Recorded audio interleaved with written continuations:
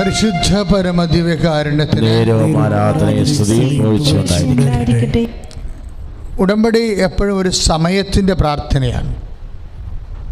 ദൈവം നമുക്ക് നൽകണത് അനുഗ്രഹമല്ല തരണത്, നമ്മുടെ സമയത്തെ ദൈവം ബ്ലെസ് ചെയ്യും. അപ്പോൾ നമ്മൾ ആഗ്രഹിക്കുന്നത് നടക്കും. ഈശോ അങ്ങനെയാണ് ചെയ്തിരിക്കുന്നത്. നീ ആഗ്രഹിക്കുന്നത് നിനക്ക് നടക്കട്ടെ എന്ന്. എന്നിട്ട് അവൻ്റെ സമയത്തെ ബ്ലെസ് ചെയ്യും. അതുപോലെ തന്നെയാണ് കഴിഞ്ഞ ദിവസങ്ങളിൽ ഇന്നലെ ഒരു സാക്ഷ്യമുണ്ടായി. എനിക്ക് വളരെ ഇഷ്ടപ്പെട്ട സാക്ഷിയാണ്. ഞാൻ എന്നും പറഞ്ഞിട്ടുള്ളൊരു കാര്യമാണ്, ദൈവത്തിലെ അല്പം പ്രാർത്ഥന കൂടിപ്പോയി എന്ന് നീ പറയരുത്. എക്സ്ട്രാ അഡ്വാൻസ് ചിലപ്പോൾ ഫുൾ എമൗണ്ടൊക്കെ മേടിക്കണ കാണാം. പ്രാർത്ഥന ഇപ്പം ജ്ഞാനസ്ഥാനം അഡ്വാൻസാണ്. പക്ഷേ പ്രാർത്ഥനയും സാക്ഷ്യജീവിതവും നിത്യരക്ഷയുടെയും അനുദിന ജീവിതാനുഭവങ്ങളുടെയും ഫുൾ എമൗണ്ടായിട്ട് മുൻകൂട്ടി കൈപ്പറ്റും. ഇപ്പോൾ സാധനങ്ങളൊക്കെ നമുക്ക് കിട്ടണമെന്നുണ്ടെങ്കിൽ നമ്മൾ ഫുൾ എമൗണ്ട് അടക്കണം. ഇപ്പോൾ ഈ ക്യാമറയൊക്കെ വാങ്ങിച്ചിരിക്കുന്നത്, ഷാലോമിലെ ഈ ക്യാമറ വാങ്ങിച്ചിരിക്കുന്നത് 6 ലക്ഷം രൂപയാണ്. നിങ്ങൾക്ക് സിംഗപ്പൂരിൽ നിന്ന് ഇതിൻ്റെ ഫുൾ എമൗണ്ട് നമ്മൾ കെട്ടിയിട്ടാണ് 1 മാസം കഴിഞ്ഞപ്പോൾ നമുക്ക് ക്യാമറ കിട്ടിയത്. അല്ലാതെ അല്ല. കാര്യം ചില ബിസിനസ് അങ്ങനെയാണ്, ഫുൾ എമൗണ്ട് നമ്മൾ നേരത്തെ കെട്ടണം. അപ്പം എന്തും പറഞ്ഞാൽ അപ്പം അവർക്ക് അവരുടെ അപ്പം അതിന് ശേഷമാണ് അവരിതെല്ലാം അസംബിൾ ചെയ്യണതും ഷിപ്മെൻറ്റ് ചെയ്യണതും എല്ലാം അങ്ങനെയാണ്. ഇതുപോലെ ചില ഫുൾ എമൗണ്ട് നമ്മളോട് ദൈവം വാങ്ങിക്കും. ഇപ്പം നിങ്ങൾക്ക് മക്കളില്ല, നിങ്ങളോട് ഫുൾ എമൗണ്ട് മേടിക്കും. ആദ്യമേ മക്കളെ തരുന്നതുമ്പോൾ തന്നെ ഫുൾ എമൗണ്ട് വാങ്ങിക്കും. അങ്ങനെ ഒരു സാക്ഷ്യമാണ് ഇന്നലെ കിട്ടിയത്. എന്താ പ്രശ്നം വെച്ചാൽ, ഒരു സഹോദരി, ആ യൂട്യൂബിൽ ആ സാക്ഷ്യം ഒന്ന് കണ്ടേക്കണേ. ഒരു സഹോദരി ചെറുപ്പമാണ് എങ്കിലും അവർ നല്ല സമയത്ത് കിട്ടിയത് കാരണം അവർക്ക് ഒരു കുട്ടിയുണ്ട്. കുട്ടിക്ക് ഒരു 9 വയസ്സാ മറ്റേ ഉണ്ട്. പിന്നെ അവർക്ക് കുട്ടികളില്ല. എത്ര? 1 വർഷമല്ല, 2 വർഷമല്ല, 5 വർഷമല്ല, 8 വർഷമായിട്ടും പിന്നെ കുട്ടികളില്ല. അപ്പോൾ ഈ 8 വർഷത്തിൽ നിന്ന് 5 വർഷം കഴിഞ്ഞപ്പോൾ തന്നെ അവർ കാണേണ്ടവരൊക്കെ കണ്ട്, അതായത് അതിൻ്റെ സയൻറ്റിഫിക് ആയിട്ടുള്ള എല്ലാ റെമഡീസും എടുത്തിട്ടും കുട്ടികളില്ല. അപ്പോൾ ലാസ്റ്റ് റെമഡി പോലെയാണ് ഉടമ്പടി വരണത്. അപ്പോൾ 8 കൊല്ലം അവരെന്ത് ചെയ്ത്, അവർ നല്ല പ്രാർത്ഥനയുള്ള ആൾക്കാരാണ്. 8 കൊല്ലം ഇവർ പ്രാർത്ഥിക്കുന്നുണ്ട്, ഉപവസിക്കുന്നുണ്ട്. എന്തിനാണ്? ഒരു കുട്ടിക്ക് വേണ്ടിയാണ് ഇത് ചെയ്യണത്. കാര്യം നമ്മളുടെ വിശുദ്ധിയും ജീവിത ആവശ്യവും തമ്മിലൊക്കെ ഇൻ്റർകണക്റ്റഡാണ്. ചിലപ്പോൾ നമ്മൾ വിശുദ്ധി വരുന്നത് ജീവിത ആവശ്യങ്ങളുടെ ഫ്രൂട്ടായിട്ട്, ഫലമായിട്ടാണ് വരുന്നത്. ജീവിതാവശ്യങ്ങൾക്ക് വേണ്ടി നമ്മൾ ദൈവതിരുസന്നിധിയിൽ സമർപ്പിക്കുമ്പോൾ സ്വാഭാവികമായിട്ട് നമ്മൾ ചിരവനാക്കിന് പ്രത്യേകം നമ്മൾ മെഴുക്ക് പുരട്ടത്തില്ല. എന്താണ് കാര്യം? ചിരണ്ടനുസരിച്ചുകൊണ്ട് നാക്ക് എണ്ണ കുടിച്ച് മെഴുക്ക് വന്നുകൊണ്ടിരിക്കും, ഇല്ലേ? ആണോ? ചിരവ കണ്ടിട്ടില്ലേ? ഓ ദൈവമേ! അപ്പം ചിരവനാക്കിന് സ്വാഭാവികമായിട്ട് അത് ഇപ്പം ചട്ടിയാണെങ്കിലും നമ്മൾ പഴയ മൺചട്ടി, അത് നമ്മൾ ഉമിക്കരിയിട്ട് വറുത്ത് ചട്ടി കരിച്ചു, പിന്നെ എണ്ണ ഒഴിച്ച് ഒന്നുകൂടി എണ്ണയിട്ട് തിളപ്പിച്ചു, ചട്ടി എണ്ണ കുടിച്ചു. അങ്ങനെയൊക്കെയാണ് പിന്നെ കറിയൊക്കെ വെക്കാൻ തുടങ്ങണത്. പണ്ടത്തെ കാലമാണ്, മൺചട്ടിയുടെ കാലം. മൺചട്ടിയും കണ്ട് കാണത്തില്ലല്ലേ? ഓ ദൈവത്തിന് നന്ദി. അപ്പോൾ ഇതൊരു പ്രോസസ്സാണ്. ഇതുപോലെ ചിരവനാക്ക് നമ്മൾ ചിരണ്ടി വരുമ്പോൾ ഓട്ടോമാറ്റിക്കായിട്ട് നാക്ക് എണ്ണ കുടിച്ച് മെഴുക്ക് പുരട്ടിയിരിക്കും. ചിരണ്ടനുസരിച്ചാണ്. ഇതുപോലെ നമ്മുടെ പല കൃപ നമ്മൾ ആർജിക്കുന്നത് ജീവിത ആവശ്യങ്ങൾക്ക് വേണ്ടി ഉദ്യമിക്കുമ്പോഴാണ്. ജീവിത ആവശ്യങ്ങൾക്ക് വേണ്ടി നമ്മൾ പ്രാർത്ഥിക്കും. ഇപ്പോൾ ചിലർ, പണ്ട് ഞാൻ മരിയൻ തപസ് കാണുമ്പോൾ, മരിയൻ തപസ് കൂടാന്നിട്ട് ഒരു 80 പേര് തൊട്ട് 250 പേരൊക്കെ ഒരു ബാച്ചിൽ വരും. ഇപ്പോൾ ഞങ്ങൾ പറയും, ഞാൻ ആദ്യമേ കയറിയിട്ട് പറയും, കുറേ സ്തുതിപ്പ് കഴിഞ്ഞാൽ പറയും, ജസ്റ്റ് എന്തിനാണ് തപസ് കൂടണമെന്നൊന്ന് എഴുതി തരാൻ പറയും. ഇവിടെ വെച്ച് പ്രാർത്ഥിക്കാൻ വേണ്ടിയാണ് 3 ദിവസവും. ആ തപസ് കൂടണം എന്തിനാണെന്ന് ഒന്ന് എഴുതി തരാൻ പറയും. അപ്പോൾ നമ്മൾ തപസ് കൂടുന്നത് ആത്മവിശുദ്ധീകരണത്തിനും പാപപരിഹാരത്തിനും നോൻപെടുക്കണം. എന്തിനാണ്? കർത്താവിൻ്റെ നോൻപിനോടുകൂടി ചേർത്ത് വെച്ചുകൊണ്ട് പാപത്തിന് പരിഹാരം ചെയ്ത് ആത്മവിശുദ്ധീകരണത്തിനാണ്. അതിനൊന്നുമല്ല ചേട്ടത്തിമാർ തപസ്സെടുക്കണത്. മകൾ കാനഡയിൽ പോകാൻ വേറെ പ്രശ്നമൊന്നുമില്ല. ഓരോരോ കാലത്ത് മനുഷ്യൻ്റെ ആവശ്യമാണ്. അതായത് പണ്ട് ആത്മവിശുദ്ധീകരണത്തിന് വേണ്ടി കർത്താവിൻ്റെ പീഡാസഹനങ്ങളോട് ചേർന്നുകൊണ്ട് ഐക്യദാർഢ്യം പ്രഖ്യാപിച്ച്, കർത്താവിൻ്റെ പട്ടിണിയോടും നോൻപിനോടും ചേർന്നുകൊണ്ട് ഐക്യദാർഢ്യം പ്രഖ്യാപിച്ച് നമുക്ക് ആത്മവിശുദ്ധിക്ക് കാരണമാകാൻ ആയെങ്കിൽ, പുതിയ തലമുറ വന്നപ്പോൾ അങ്ങനെ ചെയ്യുന്നവരുണ്ട്. പക്ഷേ എങ്കിലും ഇന്ന് ഭൗതിക ആവശ്യങ്ങൾക്ക് വേണ്ടിയും ആൾക്കാർ ഉപവസിക്കുന്നുണ്ട്. ബൈബിളിലും അങ്ങനെ ഒരു പാരമ്പര്യമുണ്ട്. യുദ്ധം ജയിക്കാനൊക്കെ ഉപവസിച്ച കാലമുണ്ട്. പക്ഷേ അപ്പോൾ അവരിതൊക്കെ എഴുതി തരും. പക്ഷേ എന്നാ ഗുണമെന്ന് വെച്ച് കഴിഞ്ഞാൽ, ഇവർ ഈ മകളുടെ കാനഡയിൽ പോകുന്ന അജണ്ട വെച്ച് പ്രാർത്ഥിക്കുമ്പോൾ അത് ശരിക്കും നമുക്ക് കർത്താവ് പറഞ്ഞിട്ടുള്ളതാണ്. സ്വർഗസ്ഥനായ പിതാവേ എന്നുള്ള പ്രാർത്ഥന നമ്മളെ പഠിപ്പിച്ചില്ലേ? അപ്പോഴേ പറഞ്ഞതാണ്, അന്നു വേണ്ട ആഹാരം ഇന്ന് നിങ്ങൾക്ക് തരണമേ. അപ്പോൾ അതിനകത്ത് തെറ്റൊന്നുമില്ല. അതിന് വേണ്ട ആഹാരത്തിന് വേണ്ടി നമ്മളോട് പ്രാർത്ഥിക്കാൻ പറഞ്ഞിട്ടുള്ളതാണ്. അപ്പോൾ ഇന്നത്തെ കാലത്ത് ആഹാരം കിട്ടുന്ന മാർഗ്ഗങ്ങൾ വ്യത്യസ്തമാകാം. ചിലപ്പോൾ കൂലിപ്പണി തന്നെയാണോ നിർബന്ധമില്ല, അല്ലെ കാർപ്പൻറ്റർ പണി തന്നെയാണോ നിർബന്ധമില്ല. ഏത് പണിയിലൂടെയും, ഇപ്പോൾ IT-യിലൂടെയാണെങ്കിലും ഏതെല്ലാം വിധത്തിലാണ് മനുഷ്യന് ആഹാരം കിട്ടുന്നത്. ചില ആൾക്കാർ ഷെയർ മാർക്കറ്റിൽ ഊഹക്കച്ചവടത്തിന് പോണത് എന്തിനാണ്? കുഞ്ഞുങ്ങൾക്ക് ഭക്ഷണം കൊടുക്കാൻ വേണ്ടി ചെയ്യണ പരിപാടിയാണ്. അതിന് വേണ്ട ആഹാരത്തിൻ്റെ. അപ്പം ചിലർ ഇങ്ങനെ പോകുമ്പോൾ തന്നെ ദൈവദൃസന്നിധി വന്ന് പറഞ്ഞിട്ട് പോകും. എന്താണ്? അധ്വാനിക്കുന്നവൻ ഈശോൻ്റെ കൂടെ അധ്വാനിക്കാൻ വേണ്ടിയാണ് നമ്മൾ അങ്ങനെ ചെയ്യണത്, അല്ലേ? എന്ത് ജോലിക്ക് പോയാലും കർത്താവിനോട് വന്ന് പറഞ്ഞിട്ട് പോകും. അപ്പം അതിൻ്റെ ഗുണമെന്ന് വെച്ച് കഴിഞ്ഞാൽ, നമ്മുടെ അധ്വാനത്തിൻ്റെ ആ ഫലത്തിൻ്റെ മേലെ ഒരു പ്രൊട്ടക്ഷൻ കിട്ടും, ഒരു സംരക്ഷണം കിട്ടും. ഇപ്പോൾ നമ്മൾ ജോലിക്ക് പോകുന്നു, നമുക്ക് 850 രൂപ നിത്യകൂലിക്കാരന് കിട്ടിയെന്ന് വിചാരിച്ചോ, വീട്ടിൽ വരുമ്പോൾ കൊച്ചിനെ പട്ടി കടിച്ചാൽ എന്ത് ചെയ്യും? ഒറ്റ കുത്തുവെപ്പ് തന്നെ 850 രൂപ പോകും. നമ്മൾ 850 രൂപ പോയി രാവിലെ പോയാലും 9 മണി തൊട്ട് 8 മണി തൊട്ട് വൈകുന്നേരം 6 മണി വരെ ജോലി എടുക്കുമ്പോൾ നമുക്ക് 850 രൂപ കിട്ടും വിചാരിച്ചോ. അപ്പോൾ ജോലിക്ക് കുഴപ്പമില്ല, ജോലി കിട്ടുന്നുണ്ട്, അതിൻ്റെ ശമ്പളം വിത്ത് ഹെൽഡ് അല്ല, അത് കിട്ടുന്നുണ്ട്. പക്ഷേ വീട്ടിൽ വരുമ്പോൾ എന്ത് ചെയ്യും? കൊച്ച് പനിച്ച് കിടക്കണേ. എന്ത് പറ്റിയടാ? അവൻ മിണ്ടത്തില്ല. അവൻ മിണ്ടാത്തത് എന്താണ്? അതറിഞ്ഞാൽ അവൻ അപ്പ അടിക്കുമെന്ന് പറഞ്ഞിട്ടാണ് അവൻ മിണ്ടാത്തത്. അപ്പോൾ സ്വാഭാവികമായിട്ടും കുറച്ച് കഴിയുമ്പോൾ അത് ഇഞ്ചക്ഷനിലേക്ക് പോയി. ഈ നമ്മൾ കിട്ടിയിട്ട് 850 രൂപ കൊച്ചിൻ്റെ ഇഞ്ചക്ഷനിലേക്ക് പോകും. അപ്പോൾ നമുക്ക് അത് അധ്വാനിക്കുന്നുണ്ട്, ജോലി ചെയ്യുന്നുണ്ട്, കാശ് കിട്ടുന്നുണ്ട്, പക്ഷേ കയ്യിലിരിക്കണില്ല, ചിലവ് വരുന്നുണ്ട്. അപ്പോൾ ഇത് പ്രൊട്ടക്റ്റ് ചെയ്യാൻ വേണ്ടിയാണ് സംരക്ഷണം വരണത്. പ്രാർത്ഥന എന്താണ്? സംരക്ഷണ പ്രാർത്ഥന. അതായത് കർത്താവിൻ്റെ അടുത്ത് നമ്മൾ ജോലിക്ക് പോകുമ്പോഴും പ്രാർത്ഥിക്കും, വരുമ്പോഴും പ്രാർത്ഥിക്കും. എന്താ കാര്യം? അധ്വാനത്തിന് സംരക്ഷണം വേണം. അധ്വാനത്തിനല്ല, എല്ലാ കാര്യങ്ങളുടെ മേലും ഒരു പ്രതിലോമ ശക്തി തൊടാനുള്ള സാധ്യതയുണ്ട്. നമ്മൾ വിശുദ്ധരാണെന്ന് പറഞ്ഞിട്ട് കാര്യമില്ല. വിശുദ്ധരാണെങ്കിലും ആക്രമിക്കപ്പെടാം. നമ്മൾ വിശുദ്ധരാണെങ്കിലും നമ്മുടെ ഭൗതിക സാഹചര്യങ്ങൾ ആക്രമിക്കപ്പെടാം. അപ്പം അതുകൊണ്ട് തന്നെ അതങ്ങനെയാണ് ജോബ് പറയണത്. സാത്താൻ ജോബിനെ ദൈവത്തിൽ നിന്ന് അകറ്റാൻ വരുമ്പോൾ അനുവാദം ചോദിക്കും. കാര്യം ഹീസ് വെൽ പ്രൊട്ടക്റ്റഡ്. അനുവാദം ചോദിക്കും. എന്താണ്?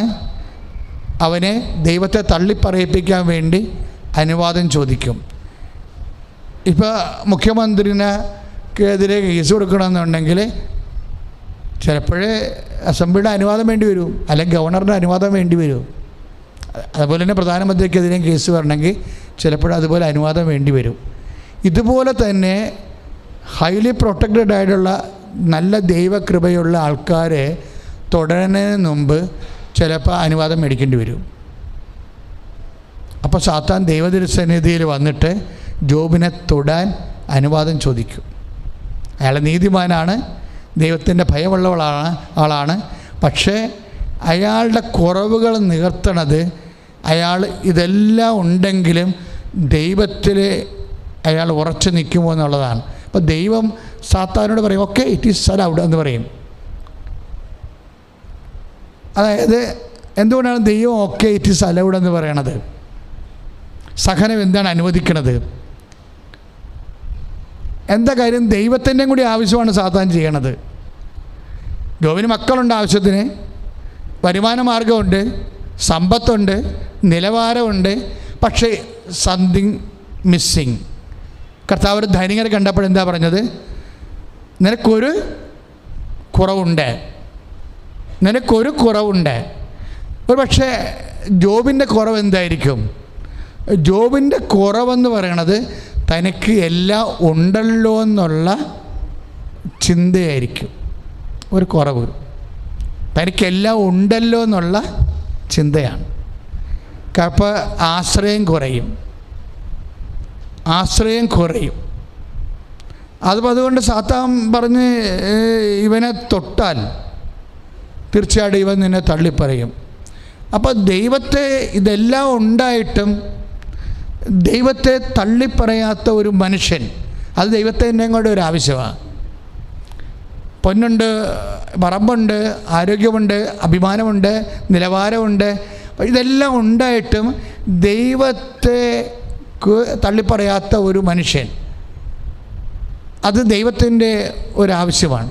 അതുകൊണ്ട് ദൈവം സാത്താനോട് അനുവദിക്കും, യെസ് ഇറ്റ് ഈസ് അലൗഡ്. അപ്പോൾ അങ്ങനെ വരുമ്പോൾ അനുവദിക്കാനുള്ള കാരണം പ്രത്യേക പ്രൊട്ടക്ഷനാണ് ഈ ജോബ് ഉള്ളത്. ജോബ് പ്രത്യേക ദൈവത്തിൻ്റെ സെഡ് കാറ്റഗറിയിലുള്ള ആളാണ്. അപ്പോൾ സെഡ് കാറ്റഗറിയിലുള്ള ആളായത് കാരണം പ്രത്യേക പ്രൊട്ടക്ഷനിലാണ്. ജോബ് മാത്രമല്ല, അവൻ്റെ കംപ്ലീറ്റ് സ്ഥാവര ജംഗമ വസ്തുക്കൾ അണ്ടർ പ്രൊട്ടക്ഷനാണ്. സാത്താൻ അത് പറയും, ഹീസ് പ്രൊട്ടക്റ്റഡ്.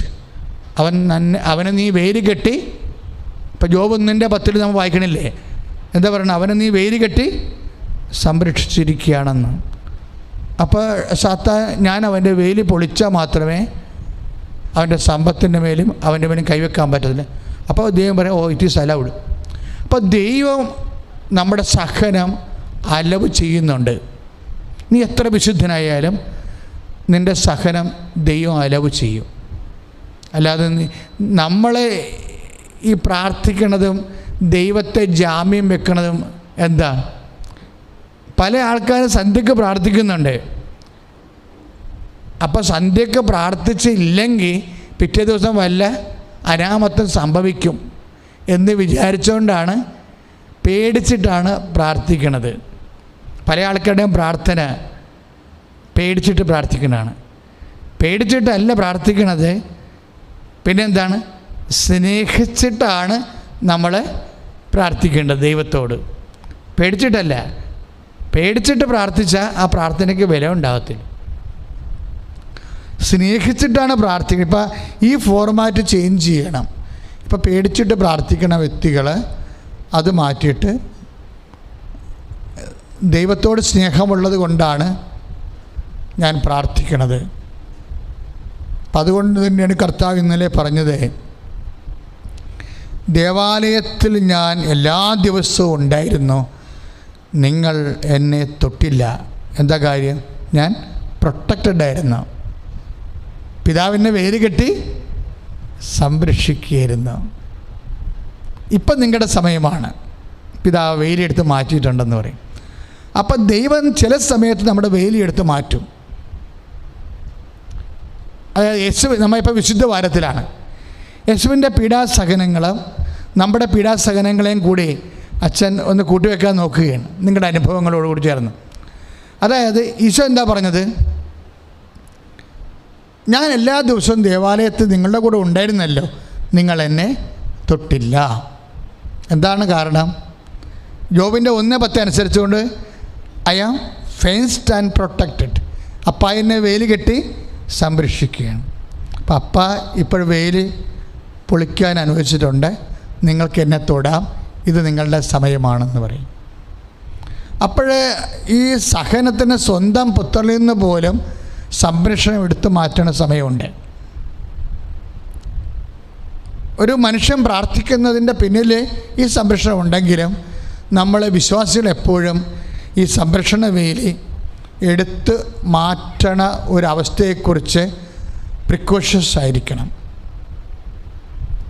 അപ്പം ആ സംരക്ഷണ വേലി എടുത്ത് മാറ്റി കഴിഞ്ഞപ്പോൾ ഈശോ എന്താണ് ചെയ്തത്? സംരക്ഷണ വേലി എടുത്ത് മാറ്റുമ്പോൾ അറിയാൻ പറ്റും.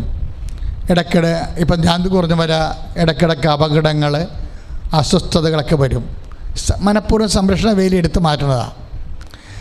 അപ്പോൾ സംരക്ഷണ വേലി എടുത്ത് മാറ്റുമ്പോൾ എന്താണ് സംഭവിക്കുന്നത്? യേശു എന്താണ് ചെയ്തത്?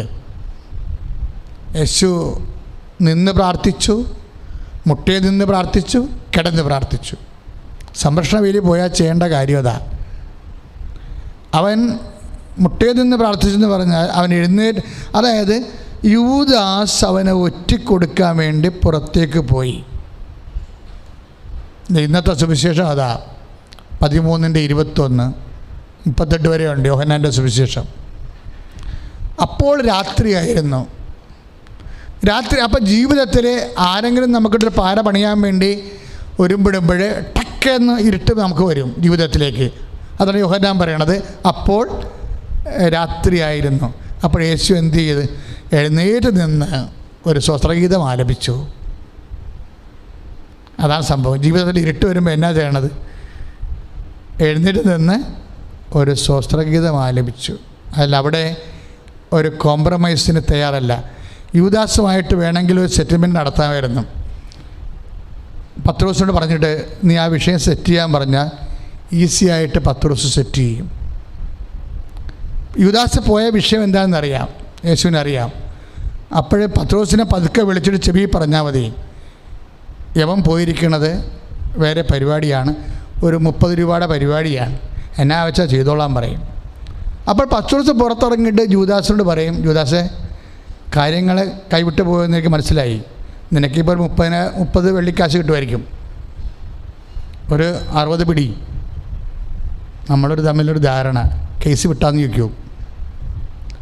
യൂദാസ കേസ് വിട്ടുതരാം, യൂദാസ് പൈസ കിട്ടിയാൽ മതിയല്ല. 60 പ്രധാന ആചാര്യനെടുക്കുന്നത് 30 കിട്ടത്തുള്ളൂ. പത്രോസ് ആ സാധനം 60 വെച്ച് സെറ്റ് ചെയ്ത് കഴിഞ്ഞാൽ ക്ലിയറായി, യേശു റിലീസ്ഡായി. അങ്ങനെ ഒരു സെറ്റിൽമെൻറ്റ്, ഒരു വിഷയത്തിൻ്റെ മേലൊരു കോംപ്രമൈസ് കർത്താവ് ആഗ്രഹിക്കണില്ല. അതാ അവനെന്ത് ചെയ്യും? അത് ആത്മീയമായി പരിഹരിക്കാൻ പറ്റുമോ എന്ന് നോക്കും. മാനുഷികമായി ബുദ്ധിപരമായിട്ട് പത്രോസിന് 60 വെള്ളിക്കാശ് കൊടുത്തു. കാര്യം കാശിന് ഒന്നും പഞ്ഞുള്ള ആളല്ല, കാശൊന്നും കൈ സൂക്ഷിക്കത്തില്ല, പക്ഷേ അത്യാവശ്യമൊന്നും വേണ്ട കാശ് ഉണ്ടാക്കാനറിയാം. നമ്മുടെ യൂദാസിന് ഒരു 6000 വെള്ളിക്കാശ് വേണമെങ്കിൽ യൂദാസിന് അഡ്ജസ്റ്റ് ചെയ്യാൻ പറ്റും. കാര്യം പണ്ടൊരു ടാക്സ് കളക്ടേഴ്സ് വന്നപ്പോഴേ കർത്താവ് അങ്ങനെ ജനങ്ങളുമായിട്ടിരിക്കുന്ന സമയമാണ്. അപ്പോൾ ടാക്സ് കളക്ടേഴ്സ് വന്നിട്ട് പത്രോസിനോട് കൈയും കാലും ഇട്ട് കുശിച്ചിട്ട് പോയി. അപ്പോൾ ടാക്സ് കളക്ടേഴ്സ് നികുതി പിരിവുകാരി. അപ്പോൾ പത്രോസിനെ വിളിച്ചിട്ട് കർത്താവ് ചോദിച്ചു, പീറ്റർ വാട്ട് ഹാപ്പൻഡ്, എന്താണ് അവർ വന്നത്? അപ്പോൾ അവർ പറഞ്ഞ ഒരു നികുതി കൊടുക്കാൻ ചോദിച്ചാൽ, കപ്പം ചോദിച്ചാൽ, നികുതിയല്ല കപ്പം. കാര്യം ഇവർ അടിമകളാണല്ല, റോമക്കാരല്ലേ വന്നിരിക്കണേ. അപ്പോൾ കർത്താവ് മിണ്ടിയില്ല. എന്നിട്ടൊരു ചോദ്യം ചോദിച്ചു. എന്താ ചോദിച്ചത്? അതായത് പീറ്റർ, ആരാണ് നികുതിയോ കപ്പമോ കൊടുക്കുന്നത്? രാജ്യത്തിൻ്റെ സ്വന്തം മക്കളോ അതോ പുറത്തുള്ളവരോ എന്ന് ചോദിച്ചു. പത്രോസ് പറഞ്ഞ് തീർച്ചയായിട്ടും പുറത്തുള്ളവർ. അപ്പോൾ യേശു പറഞ്ഞു, നമ്മൾ മക്കളാണ്, നമുക്കിത് ബാധകമല്ല. പക്ഷെ ഒരു ഇഷ്യൂ ഉണ്ടാകേണ്ട ആവശ്യമില്ല. ഈശോ വിഷയങ്ങളെ കാണുന്നത് ലെസ് ഇഷ്യൂ ആക്കിയാണ്. എങ്ങനെ ഇഷ്യൂസ് മിനിമൈസ് ചെയ്യാൻ പറ്റും. ഒരു നീതിയോ അനീതിയോ എന്നുള്ള വിഷയത്തെക്കാളുപരി സമാധാനത്തിനാണ് ഈശോ പ്രാധാന്യം കൊടുക്കുന്നത്. നീതിയോ അല്ലെങ്കിൽ അനീതിയോ എന്നുള്ള വിഷയത്തെക്കാളുപരി സമാധാനത്തിനാണ് ഈശോ പ്രാധാന്യം കൊടുക്കുന്നത്. അപ്പോൾ നമ്മൾ കൊടുക്കേണ്ട കാര്യമില്ല നിയമപരമായിട്ട്.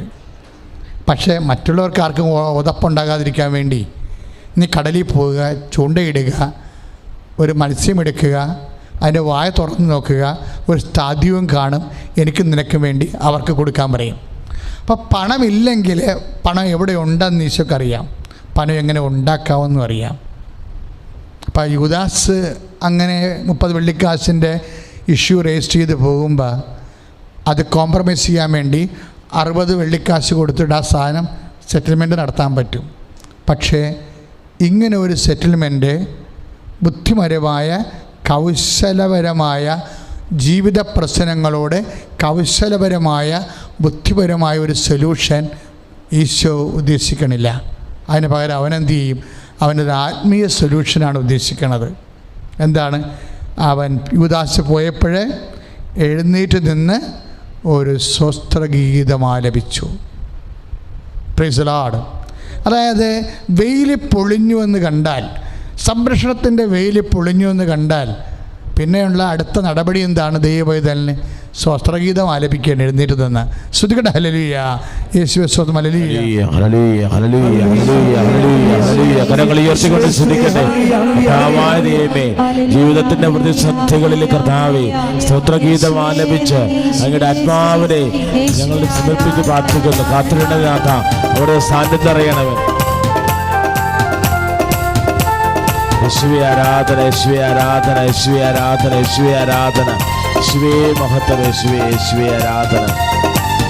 കരങ്ങളടിച്ചുകൊണ്ട് കർത്താവിന്റെ കരബലം പൂർണ്ണമായി വെളിപ്പെടും, അത്ഭുതങ്ങൾ സംഭവിക്കട്ടെ. കർത്താവിന്റെ കരബലം പൂർണ്ണമായി വെളിപ്പെടും, അടയാളങ്ങൾ സംഭവിക്കട്ടെ.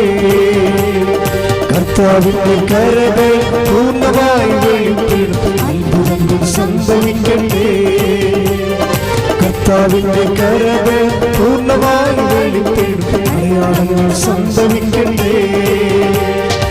ഇന്നിവിടെ ഈ നിമിഷം ദൈവശക്തി വെളിപ്പെടട്ടെ. ഇന്നിവിടെ ഈ നിമിഷം ദൈവശക്തി വെളിപ്പെടട്ടെ. ഇന്നും ജീവിക്കുന്ന യേശുവിന്റെ സാന്നിധ്യത്തെ ജീവൻ കണ്ടിടട്ടെ. ഇന്നും ജീവിക്കുന്ന യേശുവിന്റെ സാന്നിധ്യത്തെ ജീവൻ കണ്ടിടട്ടെ. കർത്താവിന്റെ കരബലം പൂർണ്ണമായി വെളിപ്പെടും, അത്ഭുതങ്ങൾ സംഭവിക്കട്ടെ. കർത്താവിന്റെ കരബലം പൂർണ്ണമായി വെളിപ്പെടും, അടയാളങ്ങൾ സംഭവിക്കട്ടെ. പരിശുദ്ധ പരമദിവ്യകാരുണ്യത്തിന് ഇവിടെ ഒരു പ്രശ്നമുണ്ട്. എന്താ നമ്മുടെ ടോക്ക് എന്താണ്? ചില സമയത്ത് നമ്മുടെ സംരക്ഷണത്തിൻ്റെ വെയിൽ ദൈവം പൊളിക്കപ്പെടാൻ വേണ്ടി അനുവദിക്കും. അങ്ങനെയാണ് വിശുദ്ധവാരം ഉണ്ടാകുന്നത്. നമ്മുടെ ജീവിതത്തിലെ സഹനവാരം ഉണ്ടാകുന്നത് അങ്ങനെയാണ്. ഇന്ന് വലിയൊരു വാഴ്ചയാണ് അല്ലേ? ചിലപ്പോഴും നമ്മുടെ ജീവിതത്തിലെ സംരക്ഷണത്തിൻ്റെ വെയിൽ പൊളിക്കപ്പെടാൻ വേണ്ടി ദൈവം അനുവദിക്കും. അങ്ങനെ ഉള്ള സമയത്ത് കൗശല പരിപാടികൾ, സൂത്രപരിപാടികൾ, ഇരുട്ടുകൊണ്ട് ഊട്ടടക്കുക, കണ്ണടച്ച് ഇരുട്ടാക്കുക, അങ്ങനെയുള്ള തരികിട ഉപായങ്ങളൊന്നുമല്ല ക്രിസ്ത്യാനി എന്ന് പ്രതീക്ഷിക്കണത്. അവൻ എഴുന്നേറ്റ് നിന്ന് സ്വസ്ത്രഗീതം ആലപിക്കണം.